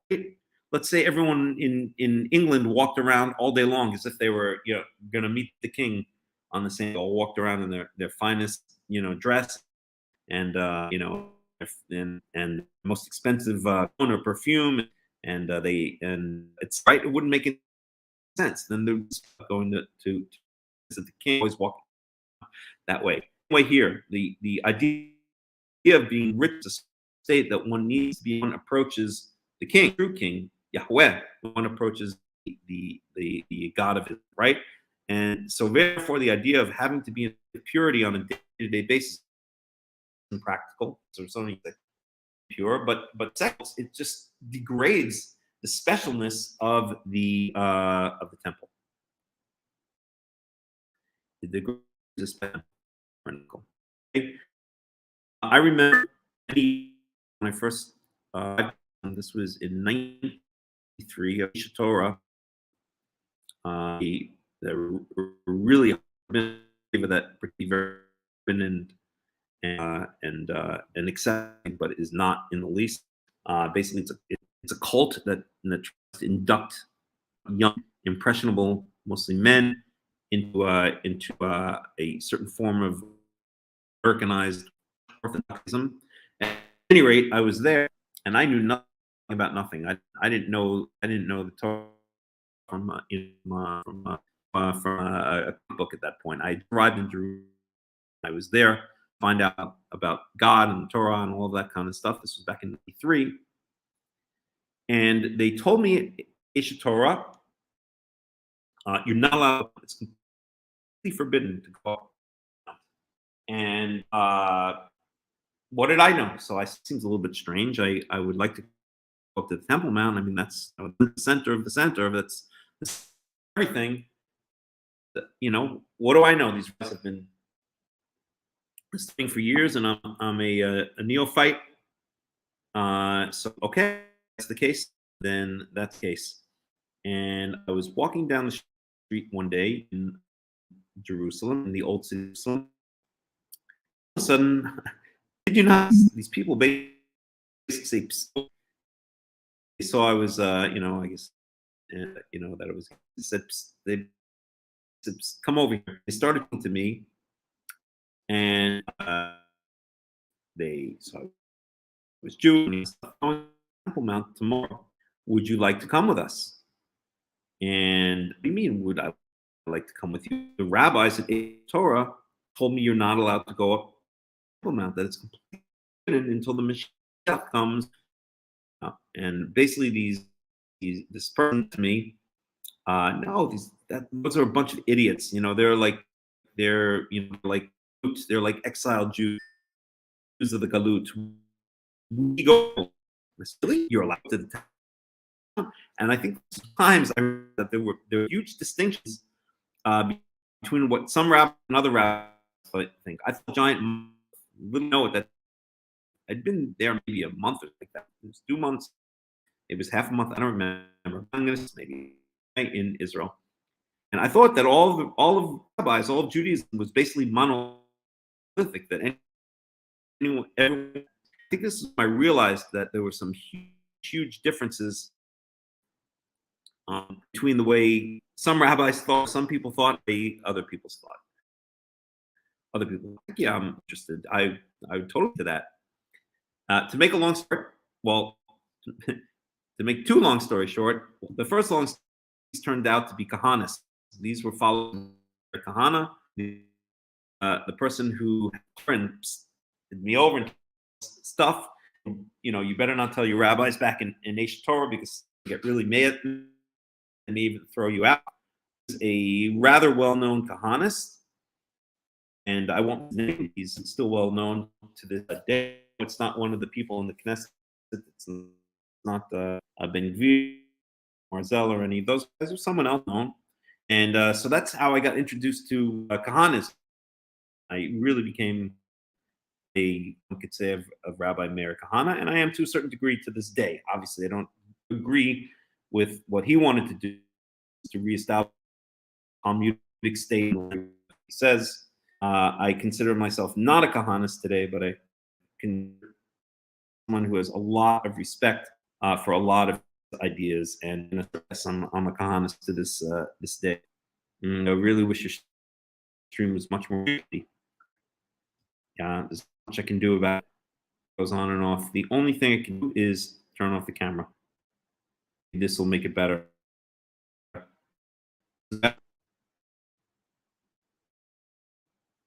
But now this cuts down some of the bandwidth, but unfortunately where I am is that is very weekends in the afternoon. Maybe this we know if it's a little bit better now. Anybody? Copy. Fortunately, there's just not much I cut it except maybe take a for instance. Goes in and out. I'll just do the best I can. And that because it cuts down. Thank you for letting me know. Okay. Let's just take a break for 2 minutes. For about 5 minutes, I'll grab a glass of water and let's see if the internet gets a little bit better by then. Little.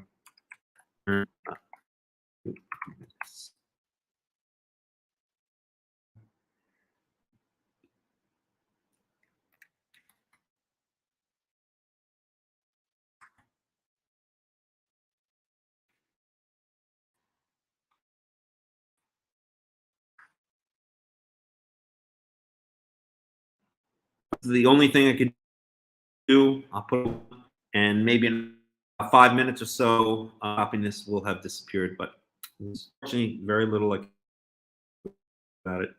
Something like that is this. What can we put on here? Oh, who's that?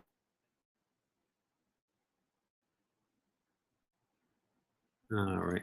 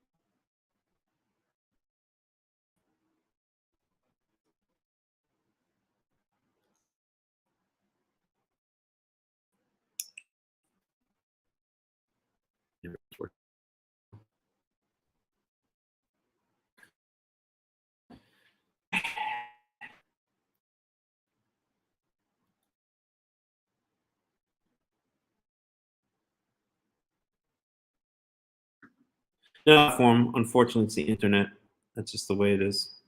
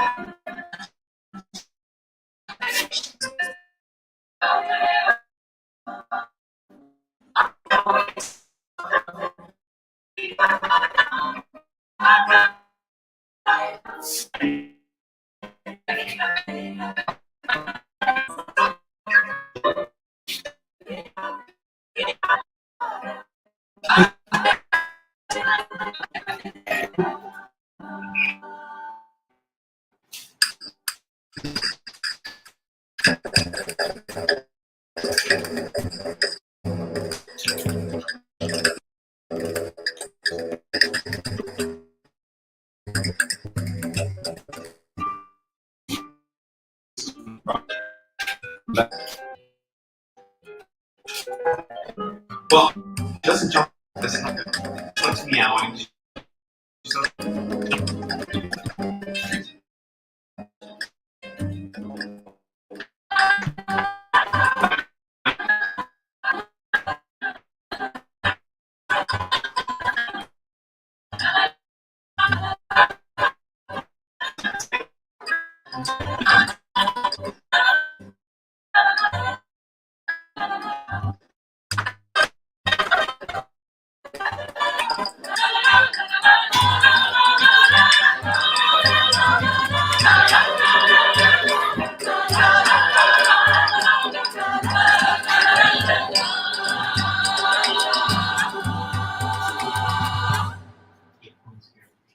Okay. We'll try again.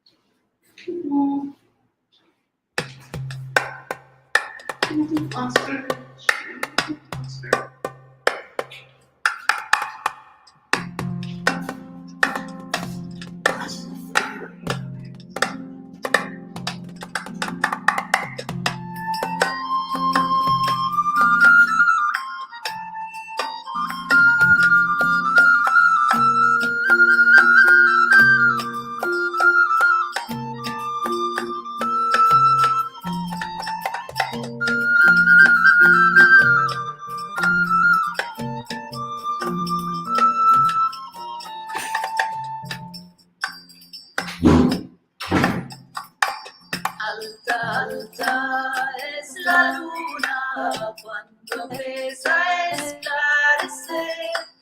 Y su hermosa y sin luna y su hermosa y sin luna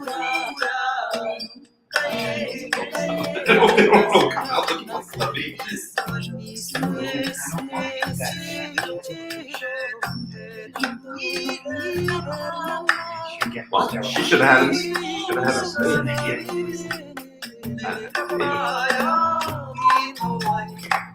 I have to, otherwise I live in red kitten. But I've never seen them before. Right? I've never seen them.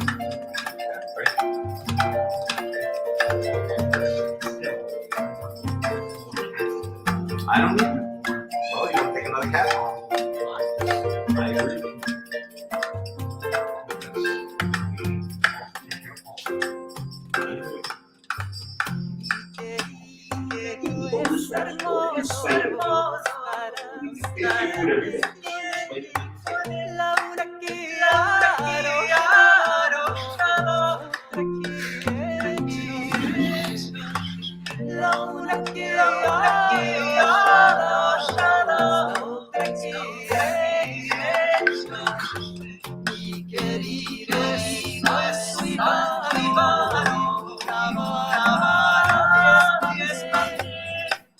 Y madre hizo con la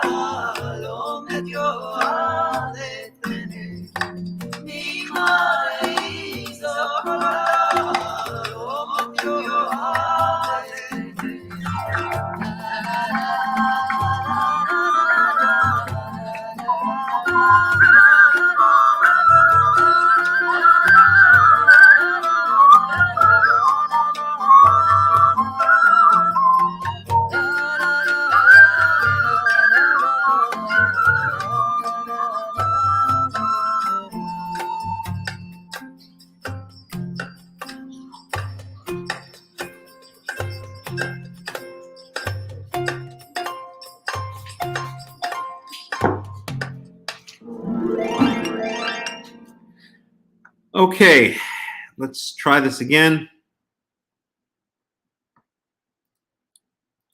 Hopefully the internet has gotten a little bit better. I don't know whether it has or hasn't.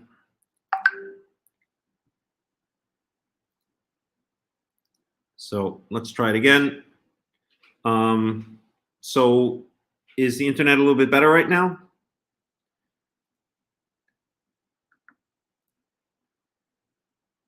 Is the internet a little bit better, anyone? Well, I don't know whether it is or not, but we shall continue. I'll keep the camera off for a while, so maybe that'll make somewhat of a difference. So let me just finish telling that story very briefly, which is that, yeah, so these Kahanis grabbed me, basically, and said, we're going up to the Temple Mount tomorrow. And I said, okay, I'm going. Let's do this. And so they said, okay, we leave at, I don't know what it was, sometime very early in the morning, like 5 in the morning or something like that. And the first thing we have to do is we have to go to a mikveh. We have to purify ourselves before we go to the Temple Mount. I said, okay, that makes sense. We're going up to the Temple Mount, right? We're going up to this special place. It makes sense that we should purify ourselves before we go up to the Temple Mount. So we got up early the next morning. We purified ourselves. We went up to the Temple Mount, etc. And that was that. And that was my first introduction to going up to the Temple Mount, to purification. Although, of course, there was no red heifer, so you couldn't be purified from tumat mate. We'll get to that later on in the Tanakh, in the Torah. But at any rate, that makes sense, right? That you should purify yourself before you go up to the temple. Okay, so that being said, here we are. We are back in Leviticus 5. So this is the second thing. If you have become impure and done something worthy of guilt, shame, which means done something that you were supposed to be in a state of ritual purity for, but you were not in a state of ritual purity for. And again, I'm wondering if the commentaries pick up on my understanding of that. What the heck? This cat is. Well, you got to take this cat out of here. It's ridiculous. What is she? She's up on the counter eating our food. What is she eating on the counter? Stuff. It's left over lunch. Okay, that's it. Deal with that. All right. She can't be in here. It's a menace to society, that cat. Okay, sorry about that. Okay, or a person who touches. The language of this entire chapter is characteristic of the uncompromising legal style of Leviticus, which makes no concession to rhetorical gesture, in contrast to Deuteronomy, lays out regulations with dry technical precision, blah, blah, blah, blah, blah. Okay, can you close the door, please?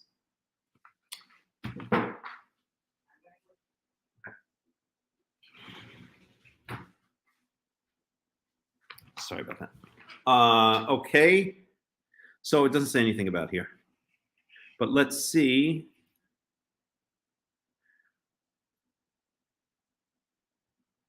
And it'd be hidden from him, and he's unclean and guilty. So it doesn't really clarify here, right? Let's look at some of the commentaries here. So this is Leviticus.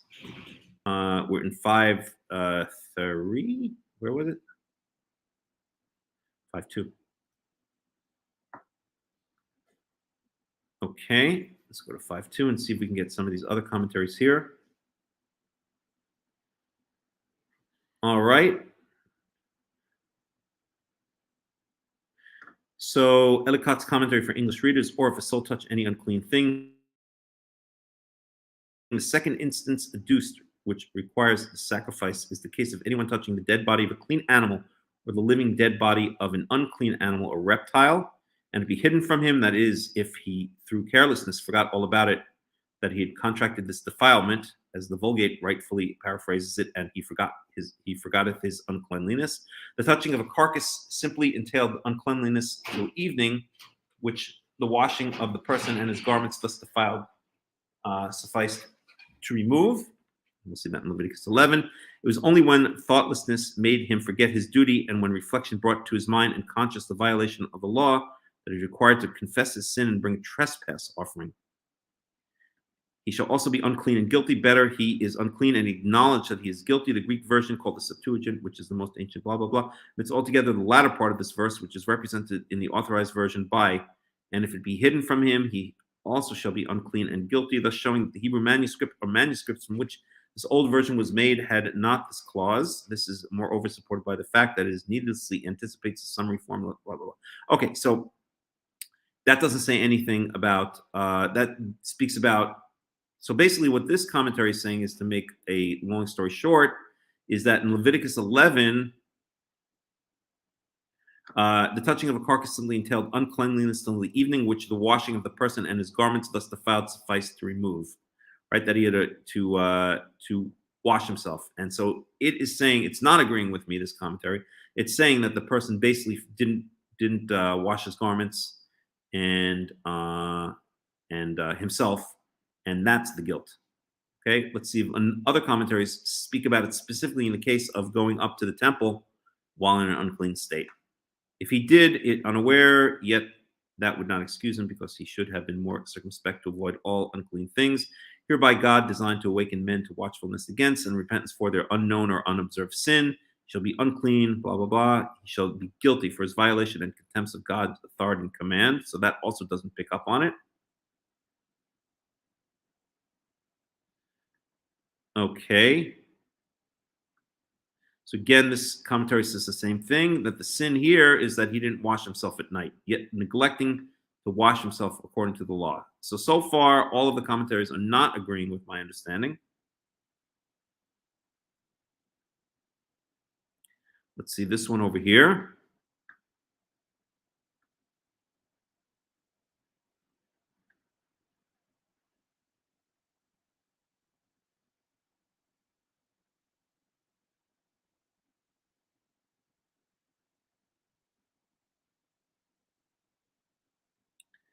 Let's see.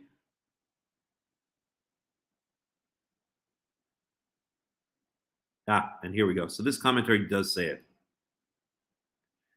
The traditional explanation is that a sin offering is necessary if, while unclean, a person has done something which may be done only by those who are clean, such as eating of the holy things, etc. But there is nothing in the text to support this view, so it doesn't agree with me, but it mentions that the sin offering seems to be required from anyone in the condition described in Leviticus 17:16, of whom it may be said he shall bear his iniquity. Let's look at Leviticus 17:16 and see what that has to say.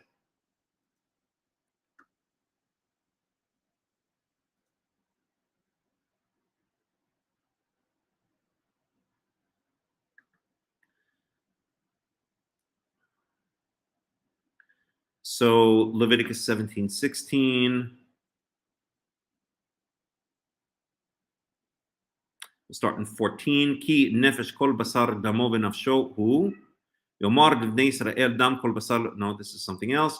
V'chol nefesh asher tochal nivela utrefa be'ezrach u'vager. V'chibes begadav.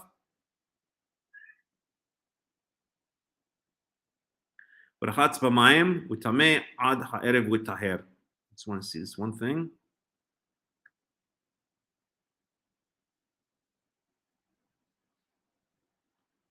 ואם לא יכבס ובשרו לא ירחץ ונשא עוונו. So here in 16 it's saying, so verse 15 says, anyone who eats a something that has died on its own, or something that has been ripped to shreds, that has been killed, whether among the Ezrach or among the Ger. So if someone does eat basically a carcass of an animal, he should wash his clothes, and he should bathe in water, and then he is impure until the evening, and then he becomes pure. And if he does not wash his clothes, and he does not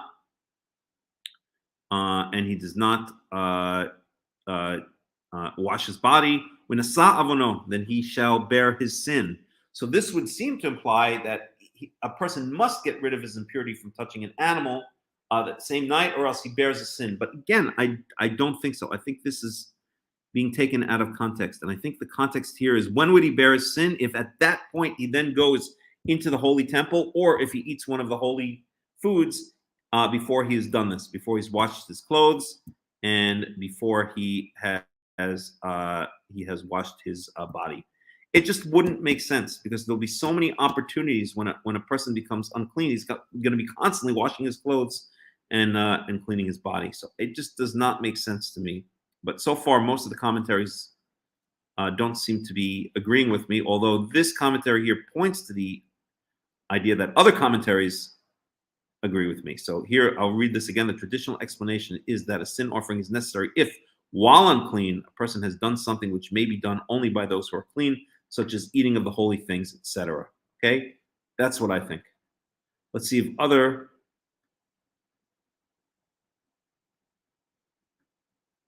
This is immediately. So that also doesn't agree with me.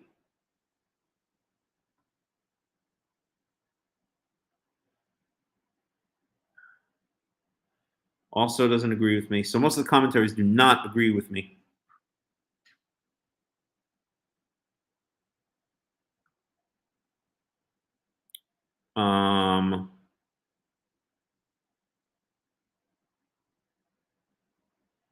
Let's see here.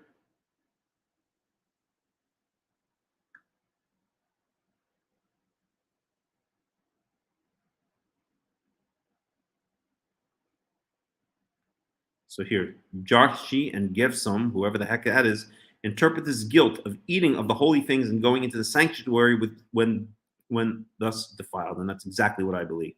In the Jewish Mishnah, it is said the word hidden is used twice to show that he is guilty for the ignorance of uncleanliness and for the ignorance of the sanctuary. So there are some commentaries which are referred to, although none of these commentaries refer to it stated directly.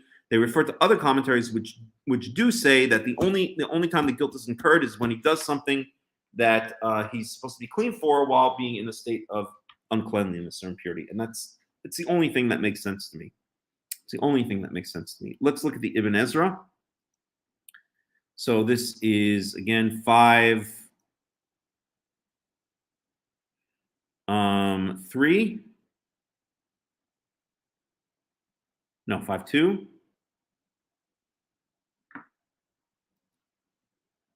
So the Ibn Ezra says,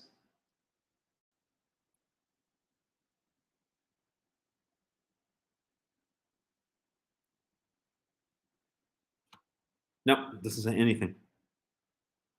So I'm going to stick with what I believe. Oh my gosh, the battery's about to go dead. I'll plug it in just a second. So that's that. I'm going to stick with what I believe. It means that if you do something that you're supposed to be in a state of ritual purity for, and you're not in a state of ritual purity, then you're ashamed. That's when you are ashamed. Let's look at verse 3. So if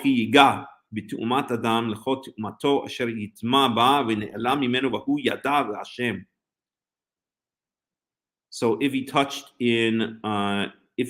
bitumat adam, in the impurity of another person, according to all or any type of impurity, asher yitma ba, that makes him impure, and that's spoken about later on in Leviticus, the types of impurity when you touch another person and it makes you impure. And he forgot it, or he forgot about it and then he remembered, basically is what this means.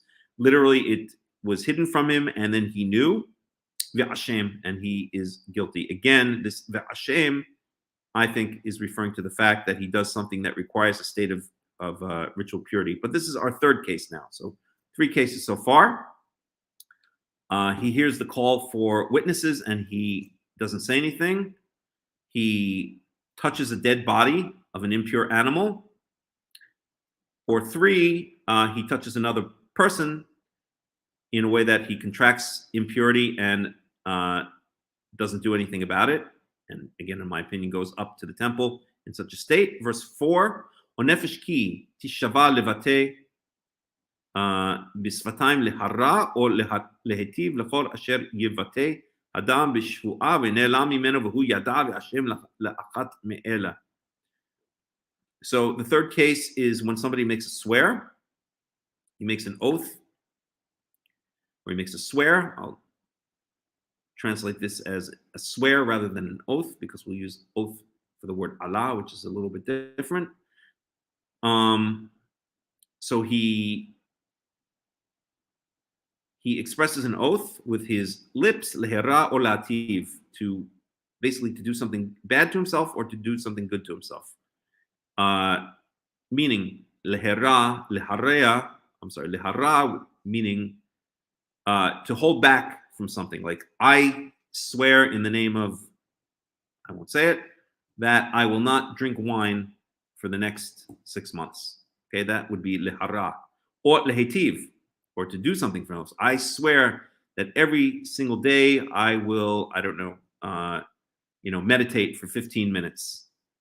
Okay, or every single day for the next year, I will, plant flowers in my garden or something that would be lehetiv, right? At any rate, he makes a swear, and then he forgets about it, and then remembers it.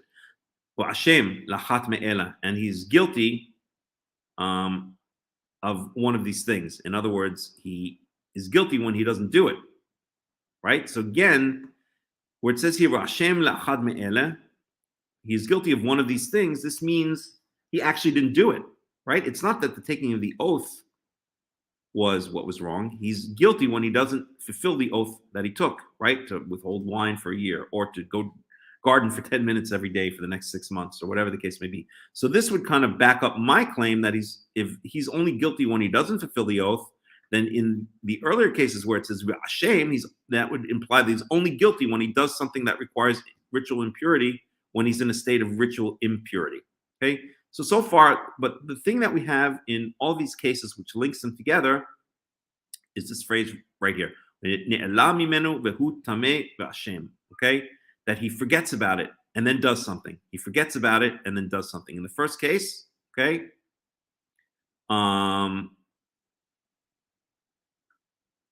well, in this case, he doesn't forget about it, but he doesn't. Well, this is a little bit different, I guess, right? He knows, but he doesn't do anything.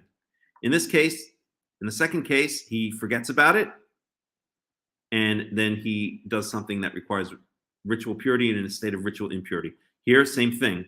In verse 4, again, he forgets about the oath that he made and then remembers it after the fact, after he violated the oath. Verse 5,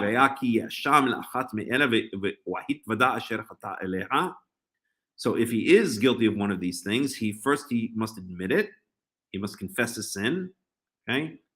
I don't know who he confesses it to. Maybe to the Kohanim, maybe publicly in the public square, like in the Sha'ar Ha'ir, in the gate of the city, maybe to the judges. And then he brings his guilt offering Yahweh al hatato asher chata, for that which he sinned, or for the sin which he sinned. Nikeva minatzon kifsa or si'irat izim lachatat v'chiper alav hakohen mechatato. Okay, I'm going to take a break again just for a minute while I go get the cord that will allow me to charge, and then we shall continue. Oh, I haven't been sharing it correctly, have I? There we go.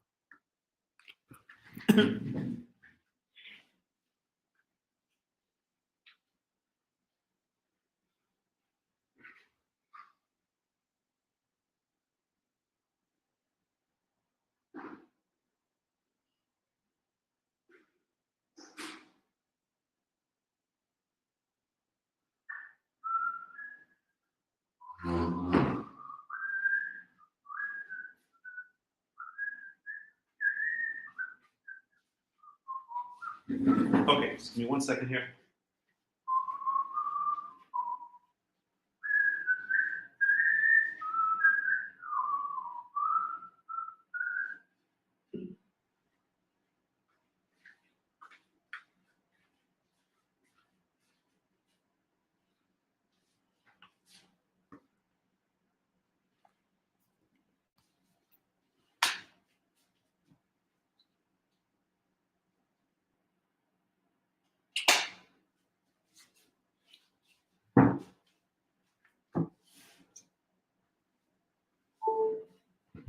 Okay, so we're back. So as I always like to say, the first mitzvah in the Torah is it has to make common sense, right? We spoke about this a couple of weeks ago. Was it last week?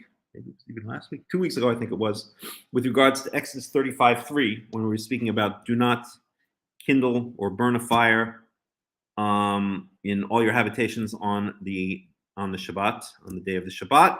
So this has to make common sense, right? It couldn't possibly mean that all fire's out once Shabbat comes in, or you're going to have a weird situation where even in the land of Israel, you're going to freeze your butt off. It's going to be a completely unpleasant Shabbat. What about the sick, the old, the infirm, etc.? I think infirm means old. At any rate, what about people who, young babies, et cetera, they would need the heat. So it violates the law of common sense. Here, I would say the same thing. To assume that one must constantly be in a state of ritual purity, it just violates the law of common sense, because there's so many things that can make one impure, okay, that it's just not possible to say that you're going to constantly be in a state of purity. You're going to be running around all the time purifying yourself. And that's kind of what the Prushim did and the Pharisees did, and one of the things that makes them ridiculous.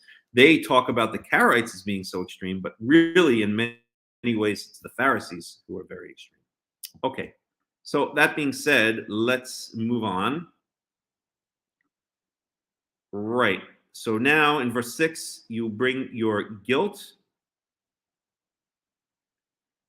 So this is, again, the continuation really of the sin offering. So these are hatat offerings, right?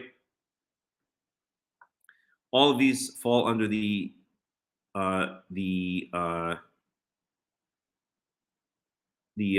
rubric of what's called the hatat sin offering. Okay, lehatat. Okay. So we're continuing here, just to put it in context. We're continuing here the sin offerings. Now specific violations of mitzvot are mentioned, and that also requires a sin offering.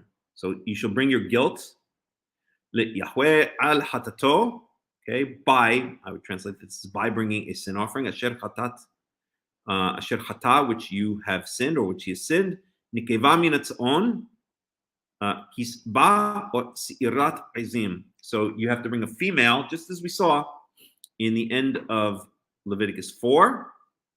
Right? We saw these two paragraphs. When an average Israelite sins, then he brings either a goat, that's in this paragraph here, or he wants to bring a keves.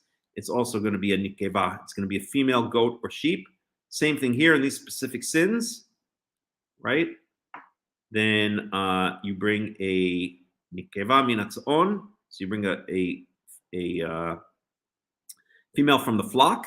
Flock means sheep or goat, and here it says explicitly kivsa, kizba, a lamb, female lamb, or sirat izim, or a female goat kid. The hatat, as a sin offering,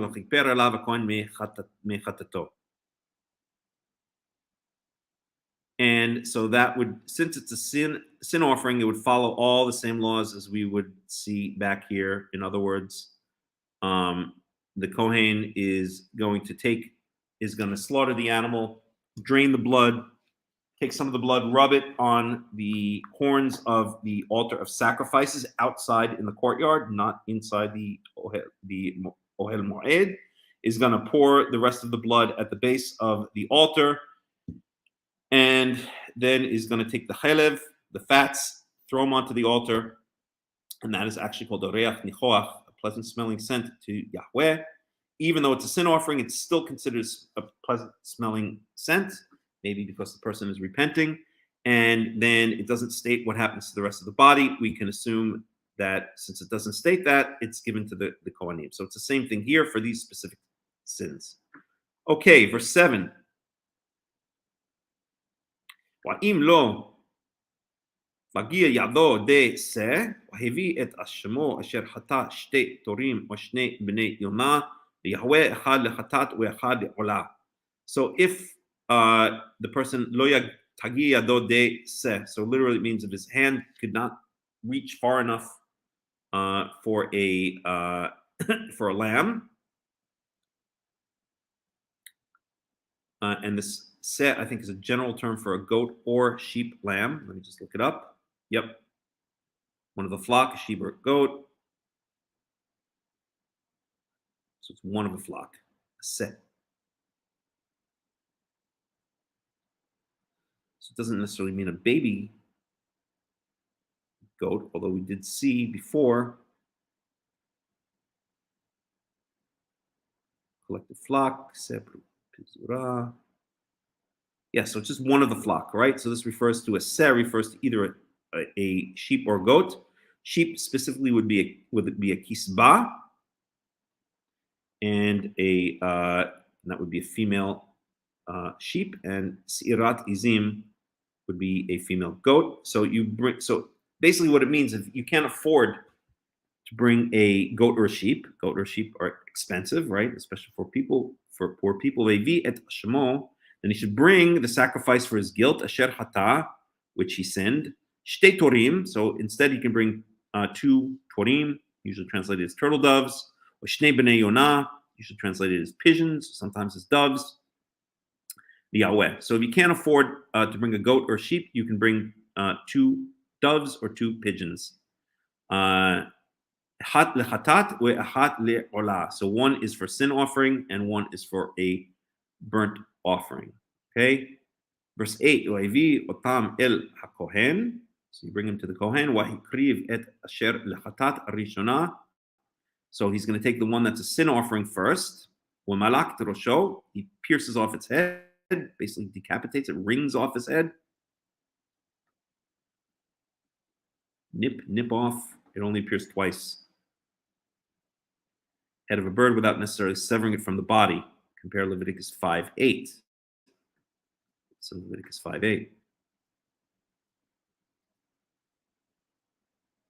I think it says there, right? V'viotam el hakohen v'hikriv et asher lechatat rishona v'anak et rosho mimul arpo v'lo yavdil. So here it says explicitly in 5:8 that he should wring off his head, mimul arpo, next to his neck, velo yavdil, but he should not separate it completely. Okay, so therefore the BDB is saying that this implies the same thing here. Okay, that in Leviticus, that's Leviticus 1:15. So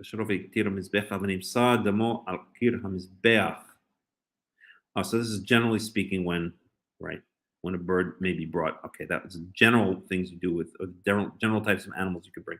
Okay, so the implication here is that the animal is his neck is wrung, but not necessarily broken off. Okay, that's right here. Okay, so here it says explicitly that you wring his neck, you basically break his neck, but you don't disconnect the neck. You don't sever the head. And now the blood is taken from this either this turtle dove or from the pigeon. That is the sin offering. And it's sprinkled on the wall of or on the side of the altar, right?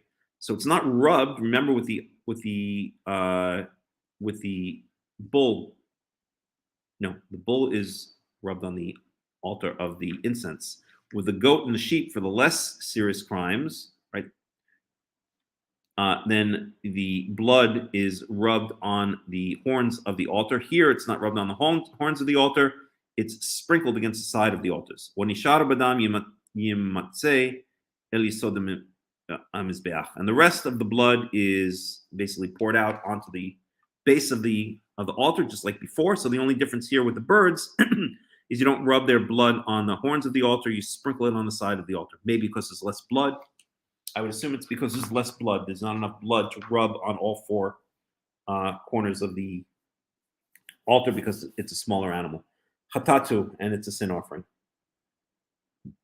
And of course, it doesn't say anything here about chelev because chelev doesn't apply to anything except mammals, or specifically to the bull, to the sheep, and to the goat. It's the only animals in which the idea of chelev applies, right? So there's no concept of chelev among the birds, of fats, of forbidden fats among the birds. Okay.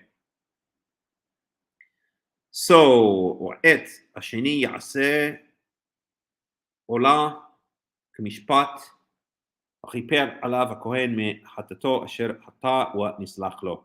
And so the second one is a completely burnt offering, right? It's thrown on the altar.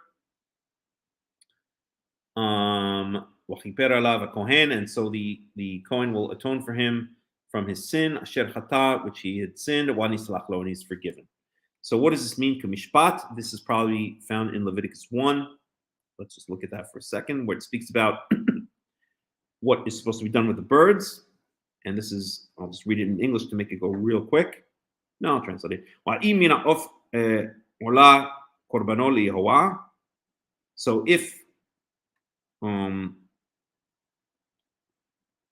So if from among the birds or among the flying things, literally, he brings his offering is a burnt offering to Yehovah. So this is the laws of the bird burnt offerings. So it should be from either the turtle doves or from the pigeons. So the Kohen brings it to the altar, and wrings its neck, and he throws it. Basically, he has it burnt up on the altar, throws it on the altar and has it burnt up. But its blood is sprinkled, or some of its blood is sprinkled on the side of the altar.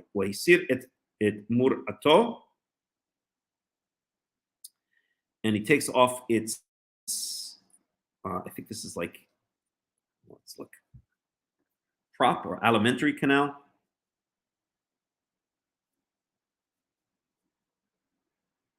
I'm not even sure what that means. Alimentary canal, I think, is the digestive tract. So his alimentary canal, whatever it is, benotzata, and its feathers, wayshlichota etzel hamizbeach, kedma el makom hadashen.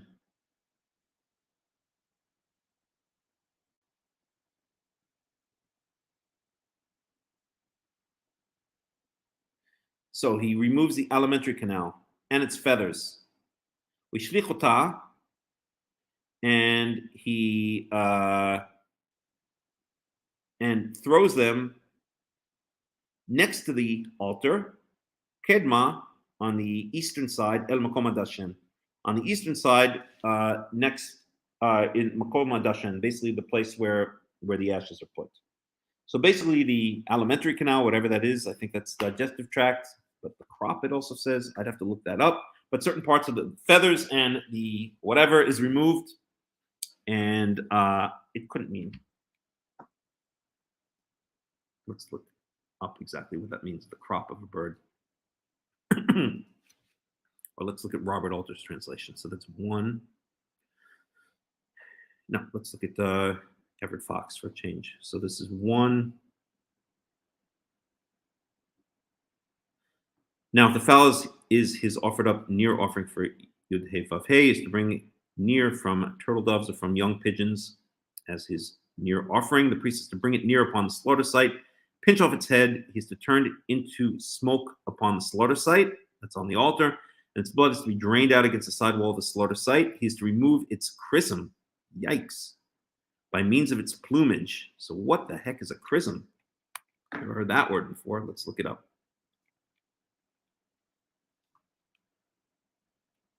Part of the bird surrounding the cloacal opening, the feathers covering that region, the under tail coverts. My lordy.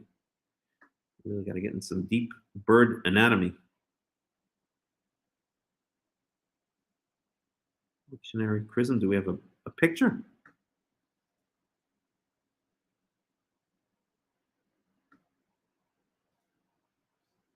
Chrism.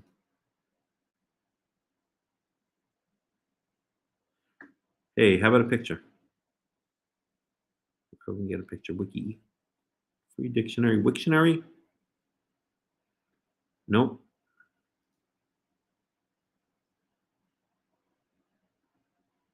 Wikipedia.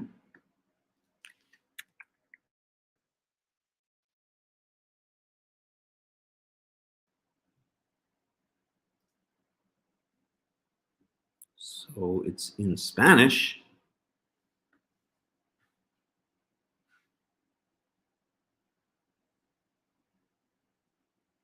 Su nombre lo indica. Chrism rojo. So it has a red chrism. So let's look for something red. I don't see anything red unless that's it down there. Okay. Tal como su nombre lo indica, se caracteriza por su chrism rojo. So because it's called a culi rojo, it has a red chrism. So the only red thing I see here is down here. Is that the chrism? I don't know. It's some part of the bird. Okay, let's leave it like that.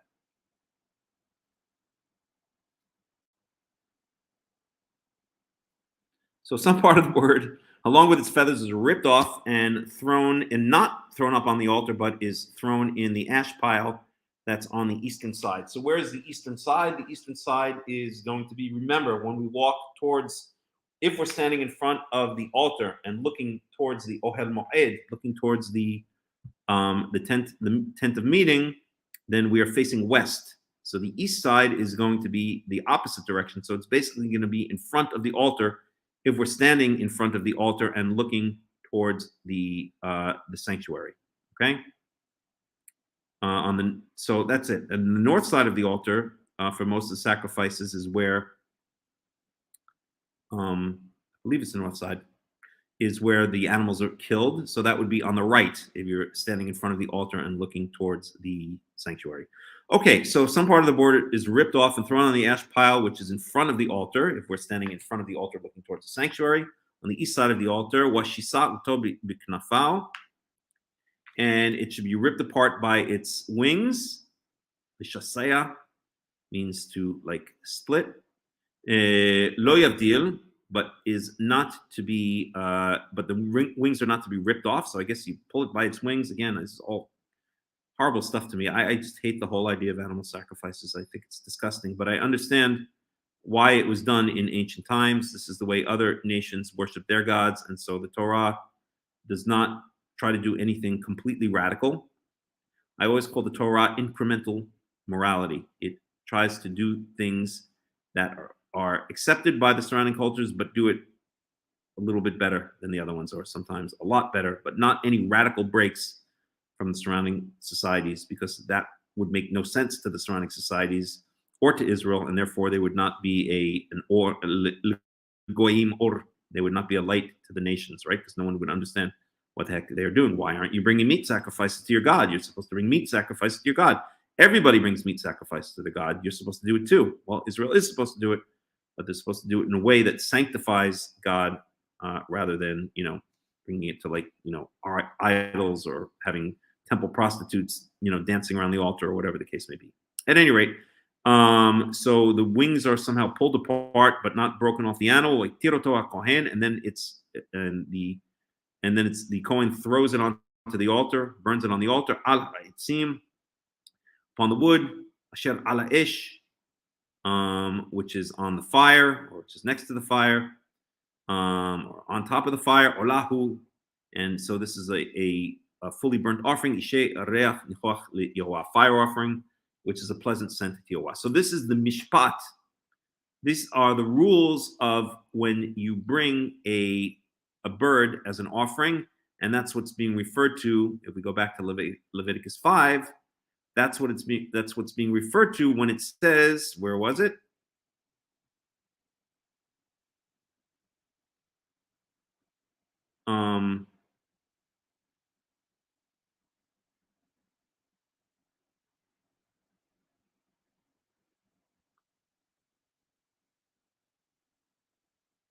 Here.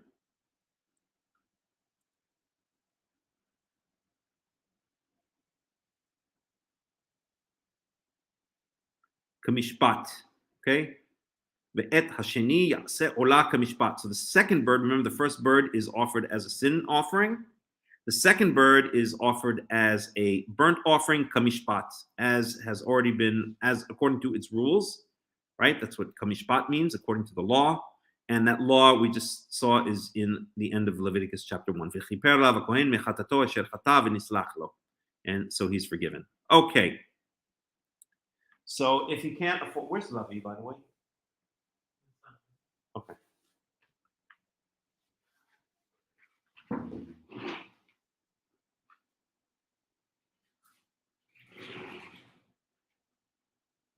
Whatever. It's gonna have to be opened up.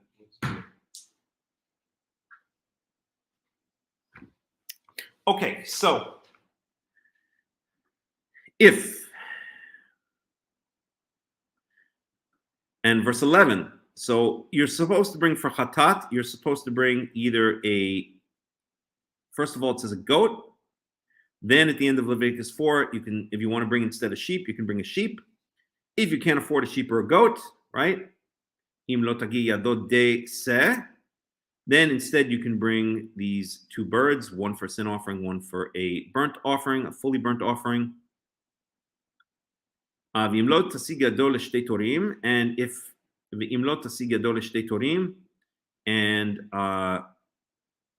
if the person doesn't have enough money, literally if his hand cannot reach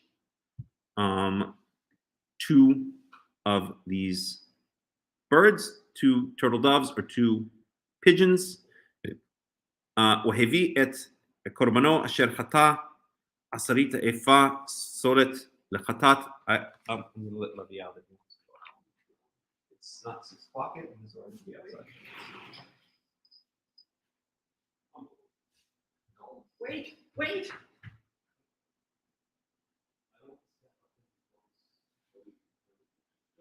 Let him relax. You're supposed to let him relax. He wants to relax. Okay. All right. So, all right. So if you can't afford the two birds, then the next choice is Sirita Aifa Solet. Okay, so then let him be. Now I can't put Suf in there. Then don't put Suf in there. Let Suf be here. Let Lavi be in the sunroom. It's fine. Okay. So many cat situations. Asher Hata Asirita Aifa. So 1/10 of an Aifa. Okay, of Solet, of fine flour. Fine flour does not mean finely ground flour. Fine flour means high quality flour, right?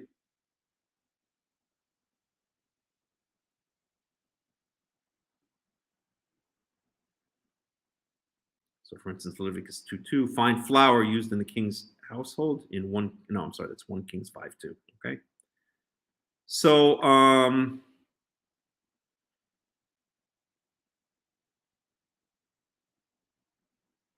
of high quality flour,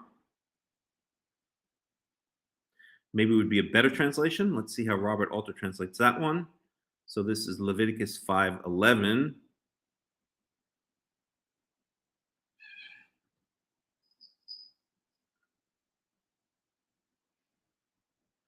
Fine semolina, okay. And Everett Fox translates that as, again, this is Leviticus 5:11.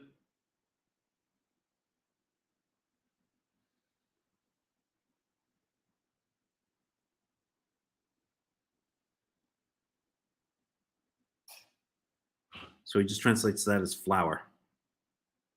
Okay.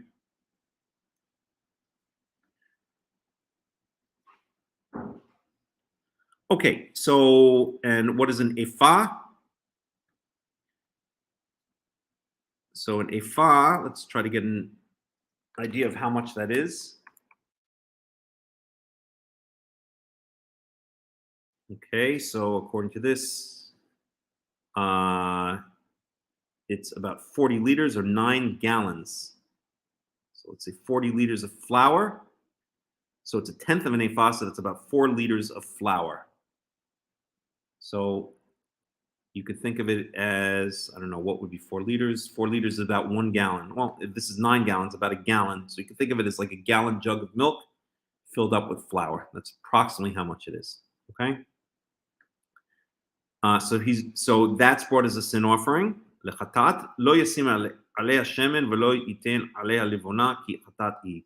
But usually, remember when we saw the grain offering that was mentioned in Leviticus, I believe it's chapter 2, was it? No, it was chapter 3. So chapter 3 deals with chapter 4. No, chapter 2. Right? So in chapter 2, here are the laws for the grain offerings, and it says that it should be brought with shemen, with olive oil, and livona, and with frankincense. But here, since this is a sin offering, and that was for an olah, that was for a burnt offering. Since it's a sin offering, it is not brought. There's no olive oil and there's no frankincense, right? It's a sin offering. It's not a happy thing, right? We saw in the case of all of these sin offerings, it's something not nice is going on, right? In the case of the serious sins by the Kohen Gadol, then you're sprinkling blood on the veil that separates between the holy and the holy of holies, right? At any rate, وَهَبِيَا el kohen وَقَمَتْ kohen mimena melo kumtso et azkarata. So the Kohen basically takes a handful of it. I think a kumtso, I think a kamatz is actually two. I think it's like this, 2 handfuls together. Although, let's look it up. Closed hand, fist.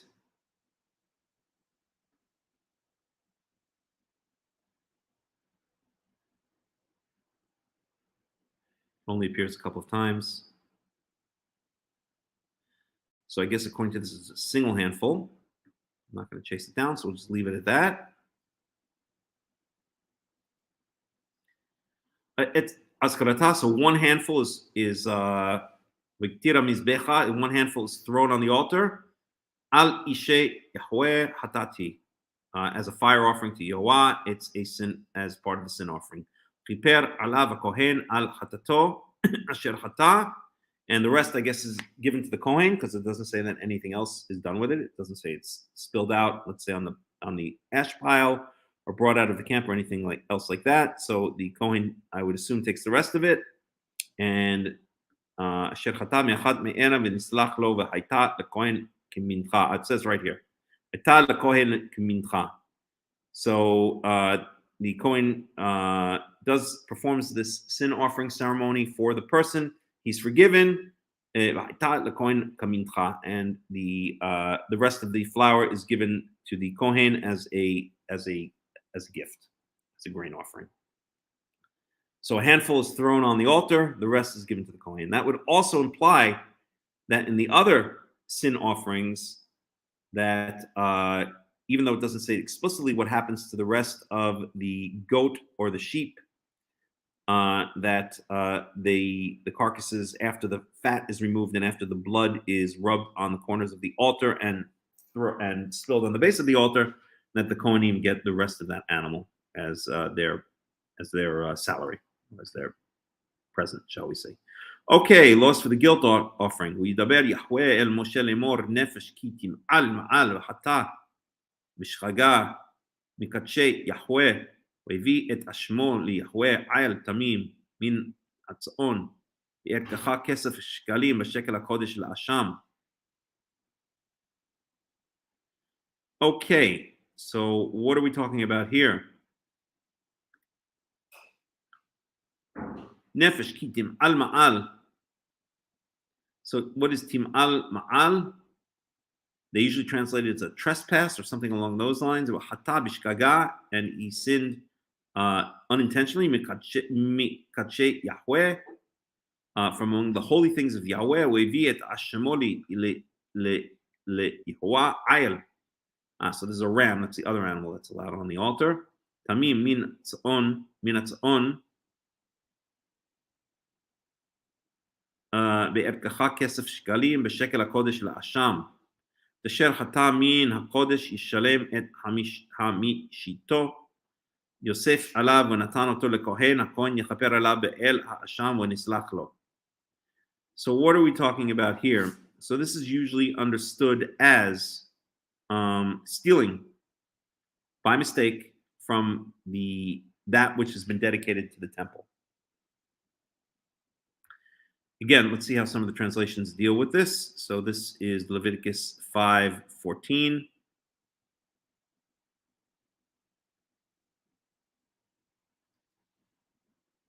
Oops. So this is Leviticus 5:14.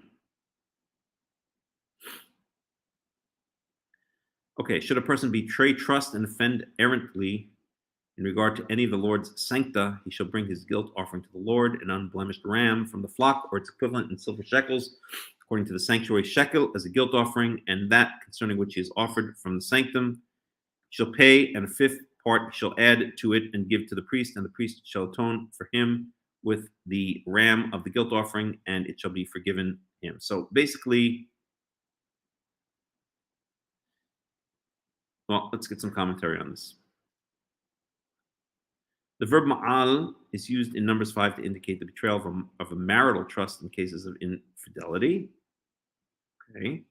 In modern Hebrew, it has come to mean embezzlement, reflecting a certain continuity with its ancient usage. In this verse, the sense is committing sacrilege, and the use of the verb may be dictated by an assumption that preserving the sacred integrity of everything belonging to the sanctuary is a special obligation with which all Israelites are entrusted. In verse 21, the betrayal of trust is more obvious sense is at issue, although the deception of one person by another is conceived as a betrayal of God, blah, blah, blah. Okay, so what we're saying here is that he used that which is sanctified for himself. And let's look at some of the commentaries on that as well. Let's look at the Ibn Ezra. So this is Leviticus 5:15.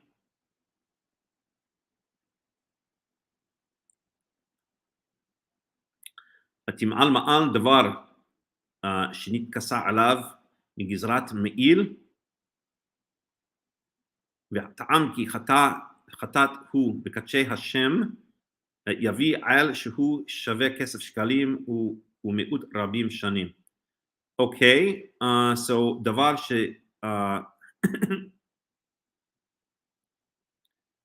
דבר שנתכסה עליו מגזרת מעיל. So this is something that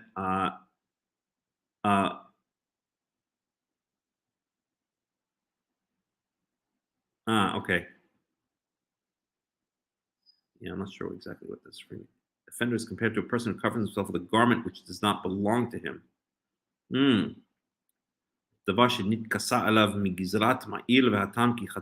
Okay, so what the Ibn Ezra is saying, something that he covered himself with,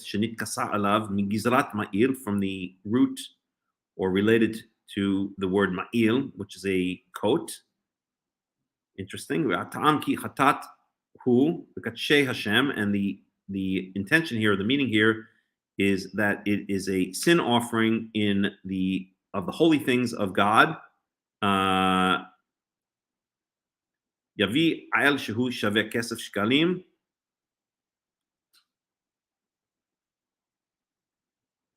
So he should bring the ram, which is equivalent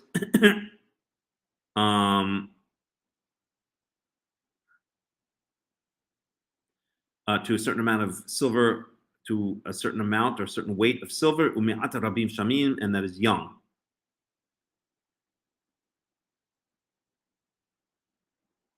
I'm sorry.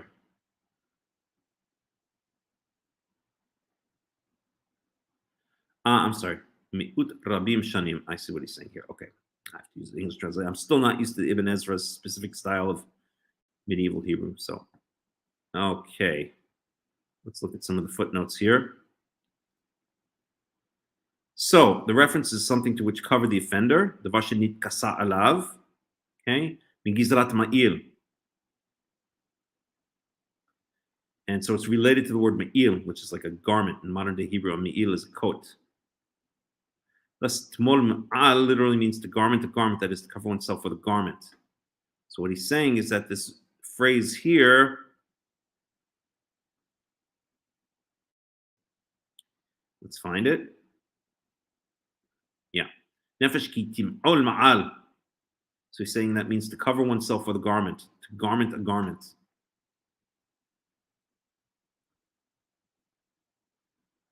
Okay. The reason why he shall bring a ram and not a lamb or a goat, which is less expensive offering. Okay, so Vatam ki hatat hu.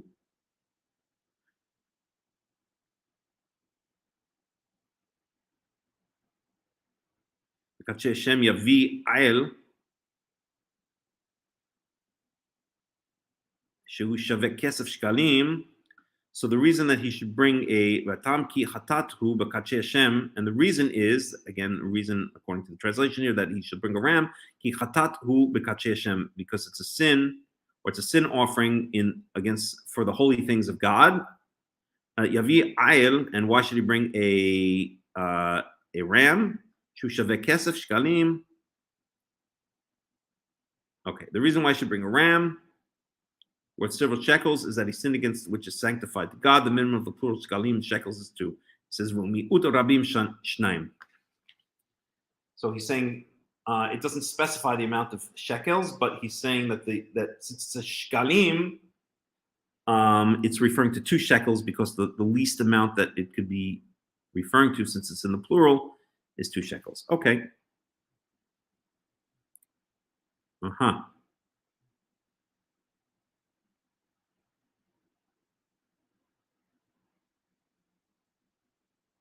Right.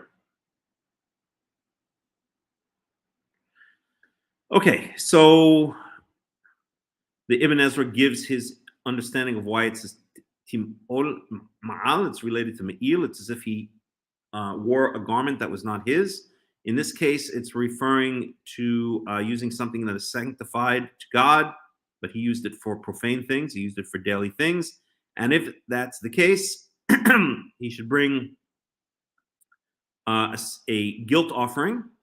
So he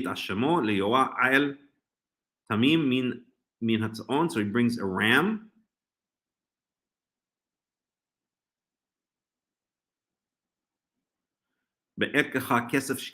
Or as Robert Alter says here, or its value in silver.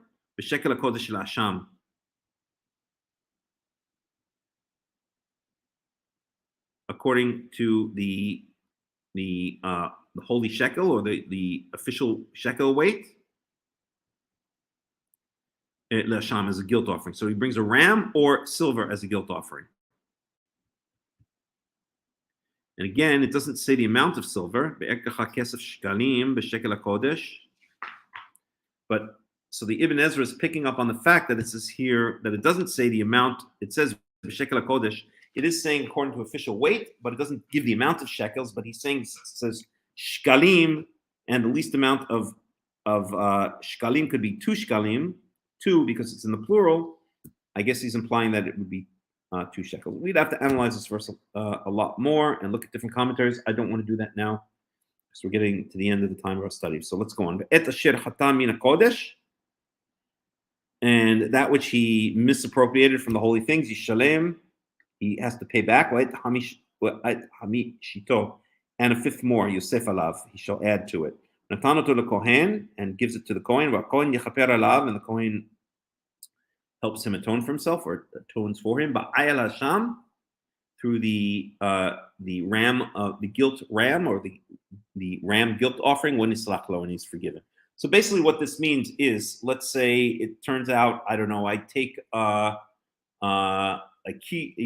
kilos of grain, or let's say apples, and I say I dedicate this to the temple, and then the next day I'm not paying attention, and I take those 10 kilograms and I make a couple of apple pies out of them. I've now appropriated for myself, for profane use, things which are supposed to be dedicated to the temple. In such a case, I have to bring a guilt offering, which is either a ram or the equivalent in silver of the value of a ram, and I have to pay back those 10 kilos of apples, or the value thereof, and another 5th, so another 2 kilos. So I'd have to pay back 12 kilos, right? 1 1/5 of the amount that I misappropriated.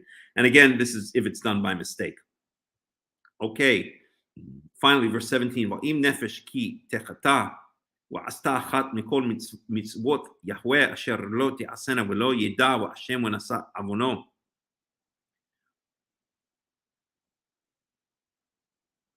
V'hevi al tamim min הצאן בערכך לאשם אל הכהן וכיפר עליו הכהן על שגגתו או שררתו אשר שרר והוא לא ידע ונסלח לו אשם הוא אשם ליהוה.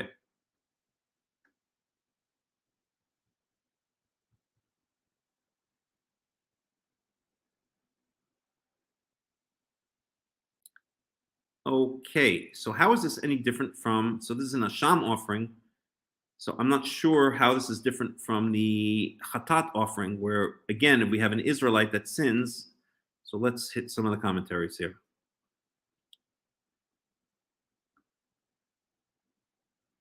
So this is starting in 17. So no commentary here.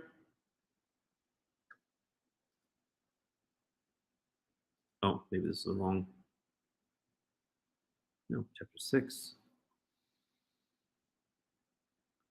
Not sure what's going on there.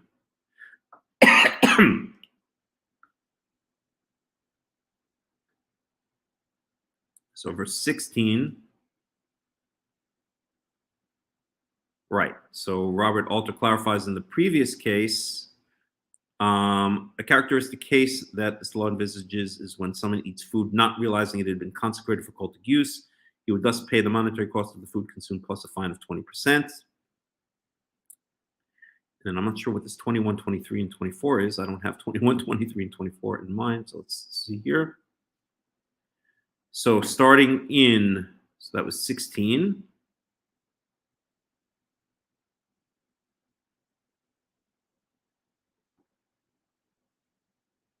And if a person offends and does any one of all the commands of Yahweh that should not be done and does not know and is guilty, he shall bear his punishment. He shall bring an unblemished ram from the flock, or its equivalent as guilt offering to the priest, and the priest shall atone for him for his errancy that he's committed without knowing, and it shall be forgiven him. It is a guilt offering. He's surely incurred guilt to Yahweh, and Yahweh spoke to Moses, saying, should a person offend and betray the Lord's trust? So this here, this is a different, slightly different version. So this now here is Leviticus 6 in this version that I have. There it's in Leviticus 5, but here we're supposed to go to 526. In our version here, it only goes up to 19. So really here it's starting Leviticus 6, but we'll start that next time. I'm tired. I've had enough. So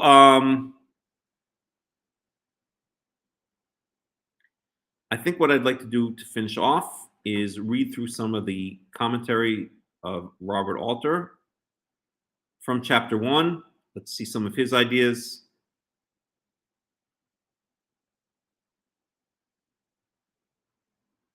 And then we'll finish it off. I'm kind of tired. I'm worn out. It's been a long morning study and then afternoon study. So if we go back to 1, get that. So 2, so this is Leviticus 1, 2.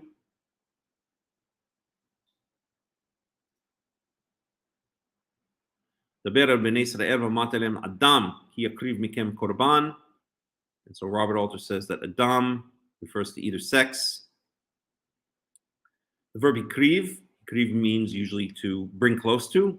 The verb ikriv through this text has the technical sense of introduce or present in the sacred space of the cult. Right. So it's really bringing close to the altar, one could say, right? Ikriv from the word karav or karov, which means close. The cognate noun korban is distinctive of Leviticus. Exodus concluded with a notice of God's relationship with Israel in the wilderness, indicating how he led the people on its peregrinations. I don't even know what that means, with the pillar of cloud by day and the pillar of fire by night.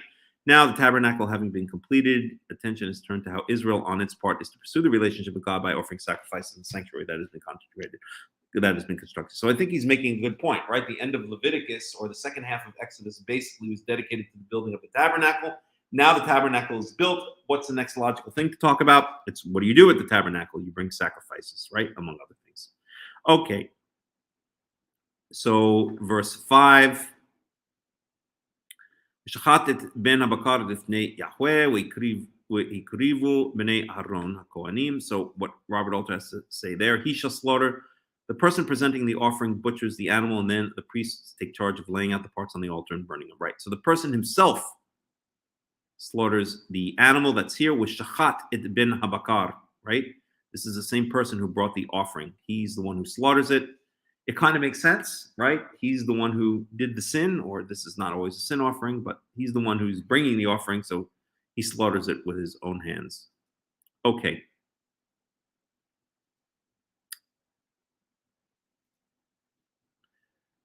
The sons of Aaron, the priests. 3 ancient versions read here the sons of Aaron, the priests, in the plural, priests modifying the sons and not Aaron. Okay, we'll just skip that from the birds. Stipulation of this option appears to be, as several commentators have noted, an accommodation for the poor. We see that later on, right? We see that in Leviticus 4 and 5, who would have been hard put to sacrifice something as valuable as a bull or sheep. Okay, it's cropped with its feathers. So this is this verse we were talking about before. So this is 116. And this is mur'ato binotzata. Okay, so Robert Alter says here, there's some question about the meaning of each of these terms. Jacob Milgrim makes an elaborate argument that the first term mur'ah means chrism, i.e. the area around the cloacal opening beneath the bird's tail. Okay? He's the author of a 3-volume, 3,000-page commentary on Leviticus that in its sheer comprehensiveness will remain a central reference for philological and historical issues involved in this book. Consequently, his work will often be referred to here. He is an invaluable guide, but of course not infallible. Same could be said about Robert Alter himself. A lot of times, most of the time agree with him. A lot of times, I disagree with him. And in the present instance, there remains a margin of conjecture in his identification of mur'ah. And since few readers will understand what a chrism is without recourse to a dictionary, this translation retains a more familiar crop. I had to go to the dictionary. I have no idea what a chrism is. The second term, notzah, has been linked to the word for excrement by some medieval and modern commentators, but it invariably means feather. Elsewhere in Hebrew usage, if the skin was stripped from a large animal and not made part of the sacrifice, it is logical that the feathers would be excluded in the sacrifice of a bird. Okay, so the skin was never placed on the altar, right? We saw that in some of the earlier chapters. So he's saying that it makes sense, and the feathers also would not be placed on the altar, right? This kind of makes sense, right? I mean, the skin, the feathers, is all things that, except in a burnt offering, things that you wouldn't really want to put on the altar. Only the fat really goes on the altar, right? Okay. So then we have chapter 2. Let's look at some of the comments on chapter 2. So chapter 2:1. Wanefesh ki takriv karban mincha. So that's a grain offering. Oops. The early rabbis plausibly understood the grain offering as an accessible cultic vehicle for the common people who might have been hard put to meet the expense of the animal sacrifice.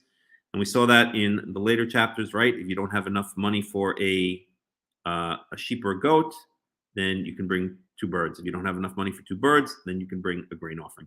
The term for grain offering, mincha, is borrowed from the political realm, where its primary meaning is tributary payment. Right? In general, it means a gift. And thus it expresses Israel's relationship of vassal to God. Interesting. So if we had more time, we'd go through some instances of the word mincha. A handful shall be scooped. The Hebrew literally says he shall scoop, which could refer to a single priest. The third person singular, however, without specified subject, is often used as equivalent of passive form of the verb. That's correct. Like vayomar.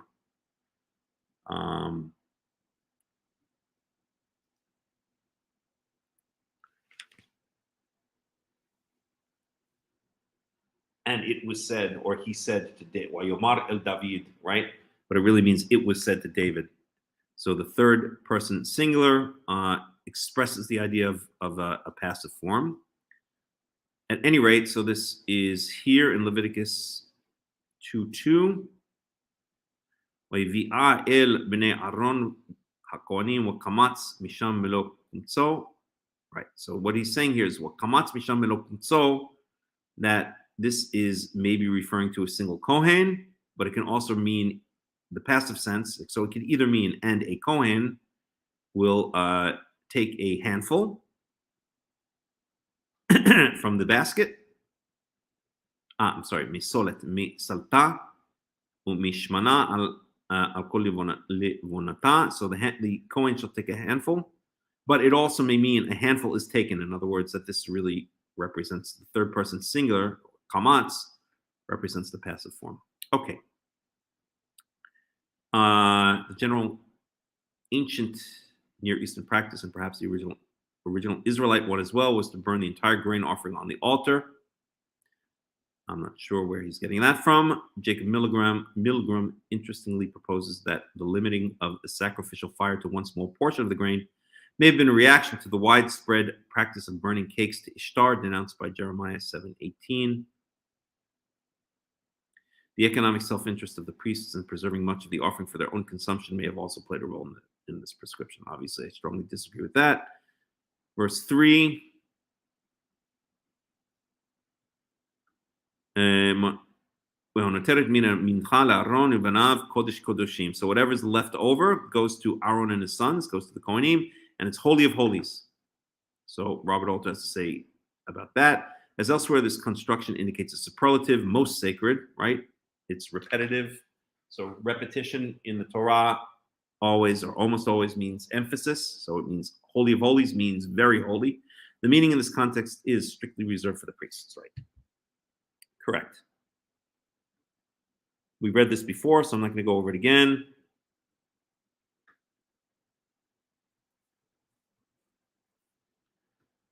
Verse 12. Korban reshit takrivu otam liYehovah al hamizbach lo ya'aleh lereach nichoach. Right. So we read this also before. This is speaking about the saor, the leavening agent, or the sourdough starter, and the honey.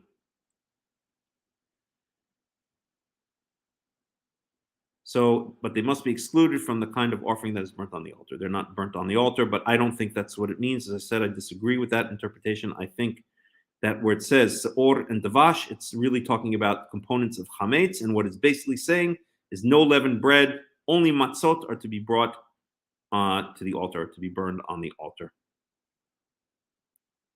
or to be brought as sacrifices. Okay. They can be brought as first fruits offerings, which don't go on the altar, right? But they cannot be placed on. They cannot be brought as korbanot, as that which approaches the altar. Okay, we spoke about that before. The salt of covenant. We spoke about this before, so I'm going to skip it. Chapter 3.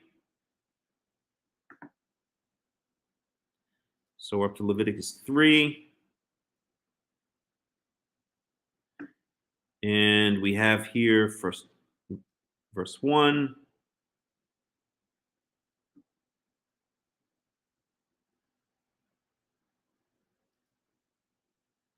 Communion sacrifice.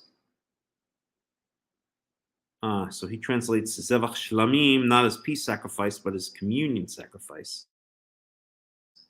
Interesting. Let's see why. There's some uncertainty as to precisely what category of sacrifice this is, especially since the second term of Hebrew designation, zevach shlamim, could be related to whole, shalem, repay, shilem, or well-being, greeting, or peace. So it's usually translated as a peace offering. All meanings of shalom. Jacob Milgram understands this as a well-being sacrifice. But Baruch Lavin, whoever that is, argues plausibly, citing Ugaritic parallels, that it means a sacred gift of greeting. Okay, so gift of greeting from shalom, right? When you greet someone, you ask, you say, even in ancient Hebrew and biblical Hebrew, you say shalom, right? Or you say mashlom. What is mashlom? Whoever, shlomo tov, right? He's doing well, right? It's a greeting. The translation used here, communion sacrifice, conveys that sense compactly and follows the rendering of the term in 1 Samuel by Kyle McCarter Jr. So a communion off sacrifice, so he translates it not as a peace sacrifice, but as the idea of a gift of greeting, right? A hello sacrifice. So he calls that a communion sacrifice. Okay, I like that. Okay, the fat covering of the innards, that's in verse 3. Vayikriv mizevach hashlamim ishel Yahweh et achelev hamichaset hakerev. The fat that covers the, so this is usually translated as, entrails or guts. With kol hachelev asher al hakerev, and all of the fats that are on top of the guts. So, modern readers may be perplexed as to why a sacred text should devote such attention to details of butchering, and in particular why the suet covering the inner organs must be stripped from them and burned for the deity alone, taboo for human consumption. No suet pudding is allowed in the Israelite diet. This is, of course, a priestly text, and the officiants in the cult need to know precisely how to go about their business. But the anthropologist Mary Douglas proposes that all the details of sacrificial butchering are fraught with symbolic significance. For her, Leviticus is a prime instance of subtle and elaborate analogical thinking, in contradistinction to the analytical thinking with which we are more familiar. Thus, following Nachmanides, she sees a system of correspondences between the tripartite structure of the tabernacle, Holy of Holies, sanctuary, and outer court, and Mount Sinai, as it is represented in Exodus, the summit where only Moses may go, the perimeter of dense cloud restricted to Aaron, his sons, and the 70 elders, and the foot of the mountain to which the people have access. She goes on to propose that the animal sacrifice is correspondingly divided in three: the entrails, the intestines, and genitals at the summit of the butchered pile, the midriff area with the covering of fat to be burned on the altar, and the head and meat sections which may be consumed by the priests and the people. The suet, she contends, that divides the body at the diaphragm below the lower ribs is not just a covering, it corresponds in the body to the boundary of forbidden sacred space on the mountain. I don't know, that's a little bit too dense for me. All right, verse 11, fire offering bread. So now we go to 11. So this is talking about what? This is talking about the peace or the communion offering. The Hebrew lechem, which has the primary meaning of bread, is often a synedoche. And I know what this word means, but I forgot it. Let's look it up.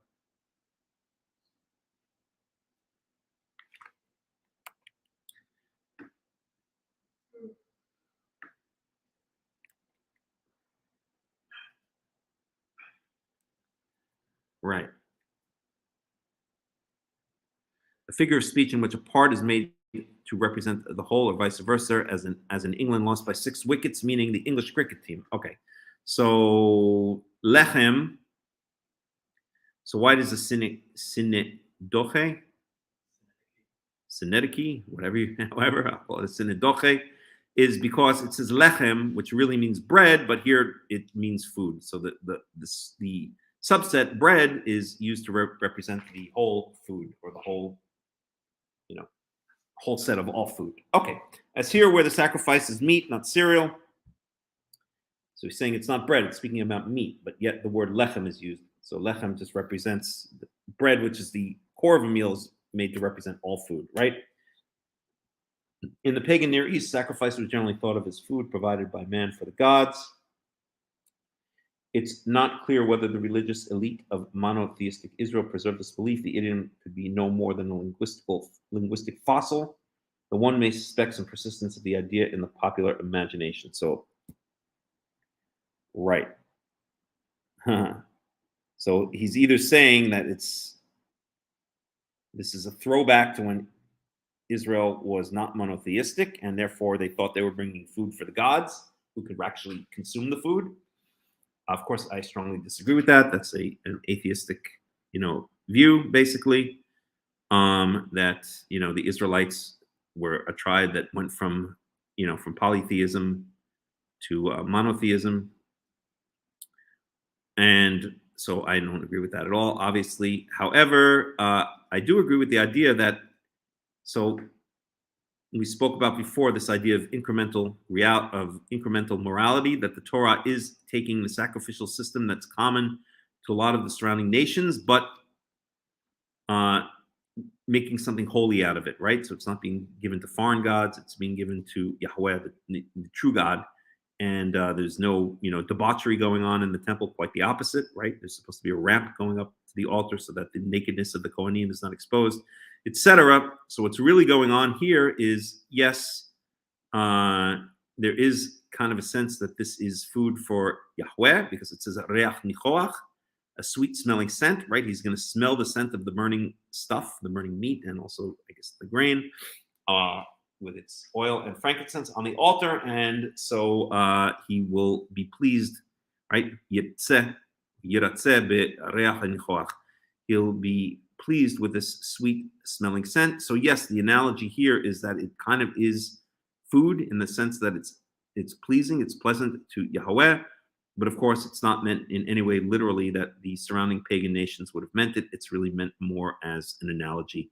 And I think the idea is that when Yahweh sees the Israelites doing the sacrificial system, and especially according to the laws of the sacrificial system, that it pleases him, right? He's happy to see that the Israelites are bringing their sacrifices for the correct intentions, to really, thank God, or to say they're sorry for God, to God, etc., and that they're doing it according to the laws. They're not bringing impure animals, or they're not bringing blemished animals on the altar. And of course, there are various prophecies berating the Israelites for bringing blemished animals or bringing impure animals, and not bringing the sacrifices from the heart.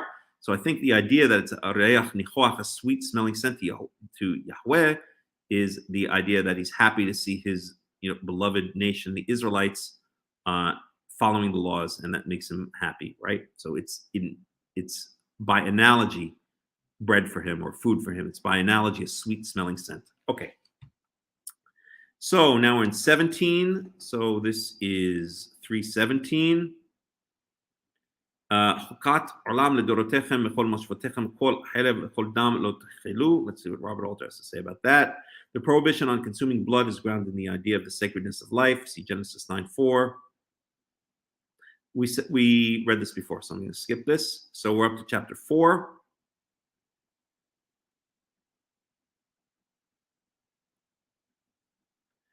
Okay. So the Lord spoke to Moses, as Milgram observes. This introductory formula marks the beginning of a new category of offerings, those offered to expunge the effects of an inadvertent offense, right? So Leviticus 4 and 5 all have to deal with inadvertent offenses. So these are the hatat, right? The sin offering, as it's usually translated as. And then we have down here the guilt offerings, which is slightly different. That's when it's also unintended, but it's when you misappropriate sanctified things. So, right, offered errantly, the Hebrew adverb bishgaga has a sense of unintentionally, by mistake. It's verse 2. The concern throughout this section is to preserve the purity of the place of the cult. The inadvertent offense does not at all imply an ethical transgression, but the unwitting violation of a prohibition.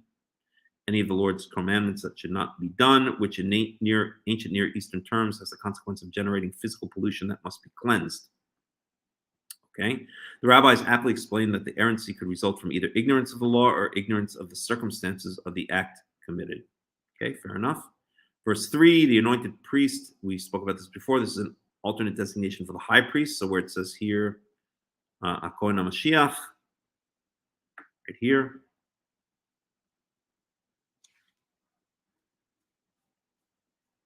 Where'd it go?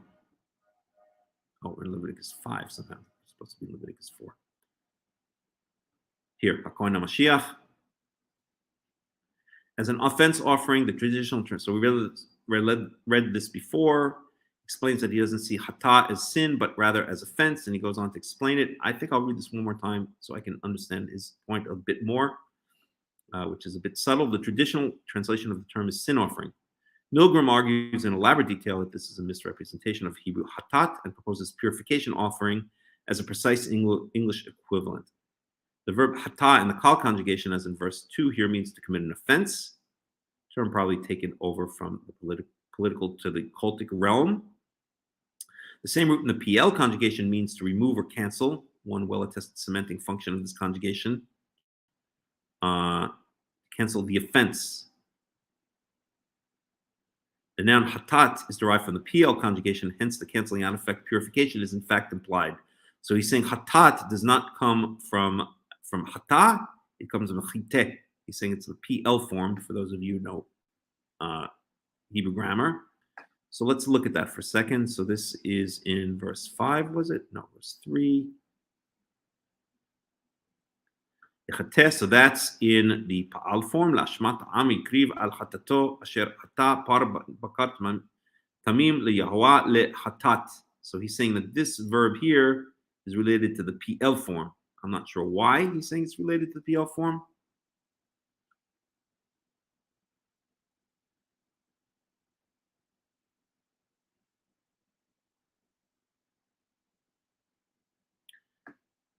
But he's saying it's related to the PL form, which implies offense or cleaning from offense,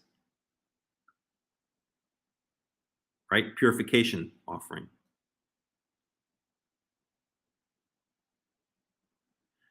Okay.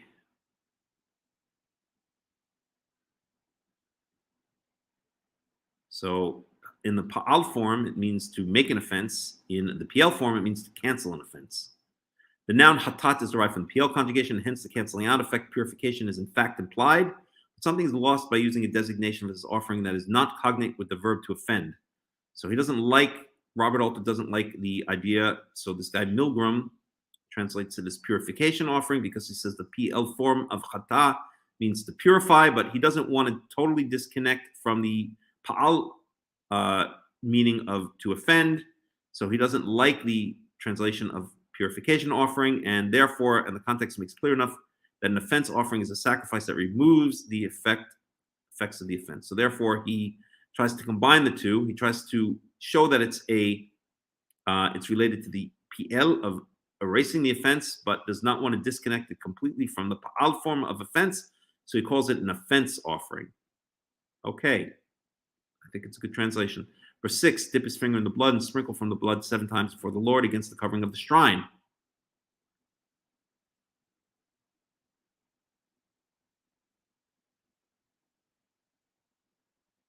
I'm going to skip this one. Horns of the altar. I'll just read this. The sprinkling is, of course, performed 7 times because of the sacredness of the number 7. Okay, right? The horns of the altar, ancient Near East altars, in fact, have been uncovered that have stone horns carved at each of the 4 corners. Although no definitive explanation of this general practice has been offered, since the animal's horn is a recurrent image in biblical poetry for power, the horned altar may be a way of defining this space as a zone of power. Okay? Fugitives seeking asylum in the sanctuary would cling to one of the horns of the altar, as did, I believe it was Yoav ben Tzruya. I'm sure it was Yoav ben Tzruya when he violated the oath not to come to Jerusalem. And Shlomo found out about it and then sent Binayahu, basically his hitman, to take care of Yoav ben Tzruya. This would be in First Kings, 2 Samuel. I can't remember now for some strange reason. I think in 1 Kings. So that's that. Okay. If all the community of Israel should err, as several commentators have noted, this could occur if, for example, the high priest inadvertently misguided them, say about the day for observing a particular festival. Okay. Chapter 5. We'll go through this, and then we're done.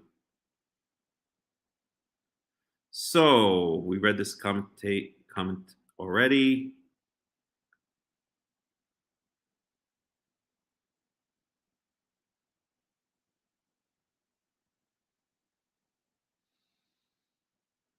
Right.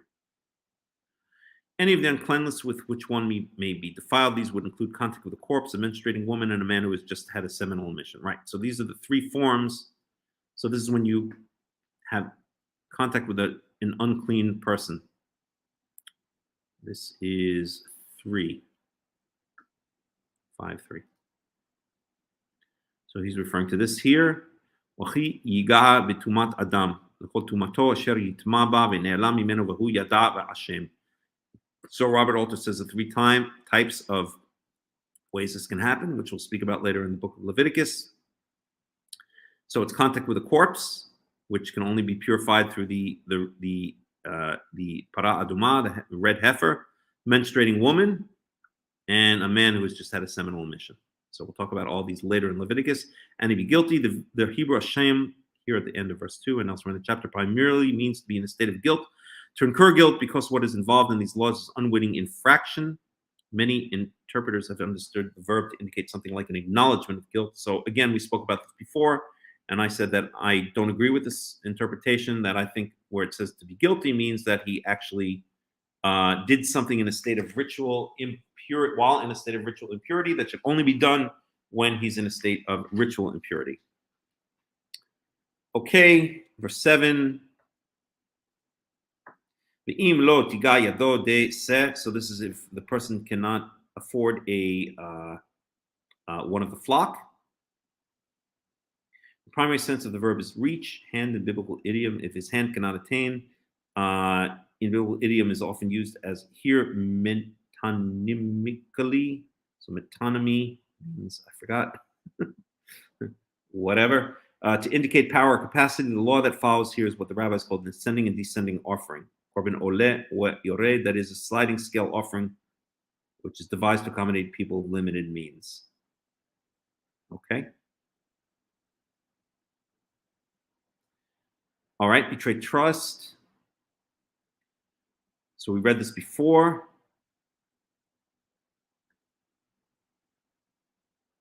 So no need to go over it. No need to go over it again. Or its equivalent. So this is verse 15.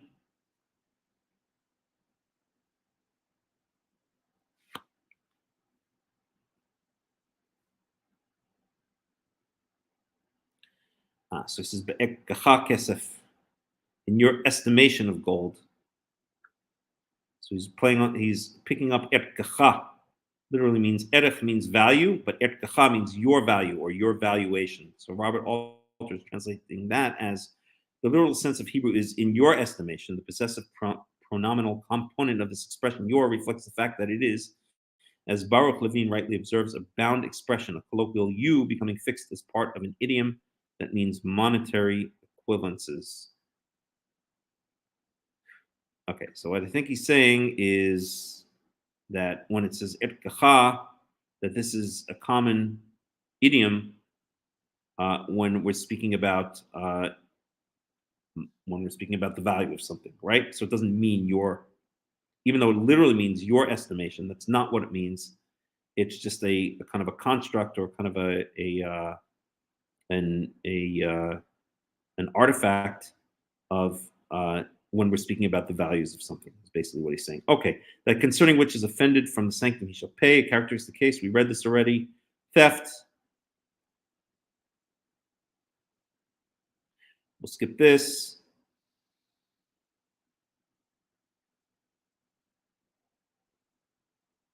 Okay.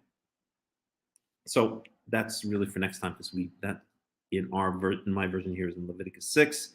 So we're going to end. That's it. It's been a long study. It's been a good study. It's been, let's see. Wow. It's about a 3.5 hour study. Okay. Well, these studies are meant to be long and detailed and complicated. That's the way it is. So I appreciate everyone who joined us. And I wish everybody a Shabbat Shalom or Shavuot Tov based on wherever you are. And we are going to end it here. Go out with a little bit of music, because that's always a nice way to go out. So let's do this, and then we'll end the study.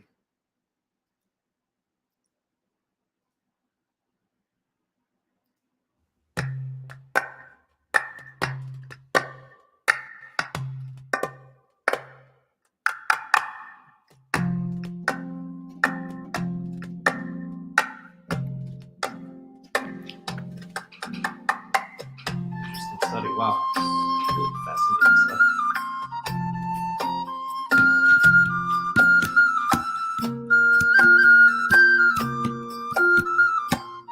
What?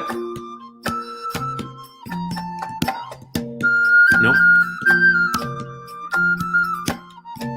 I'll figure that out soon.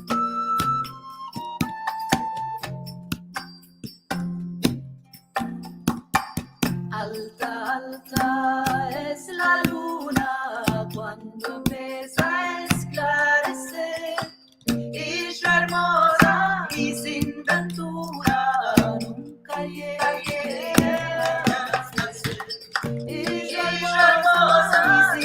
ventura, y solo se hicieron tanto y verla bajo rimosa le tapará y bajo rimosa le tapará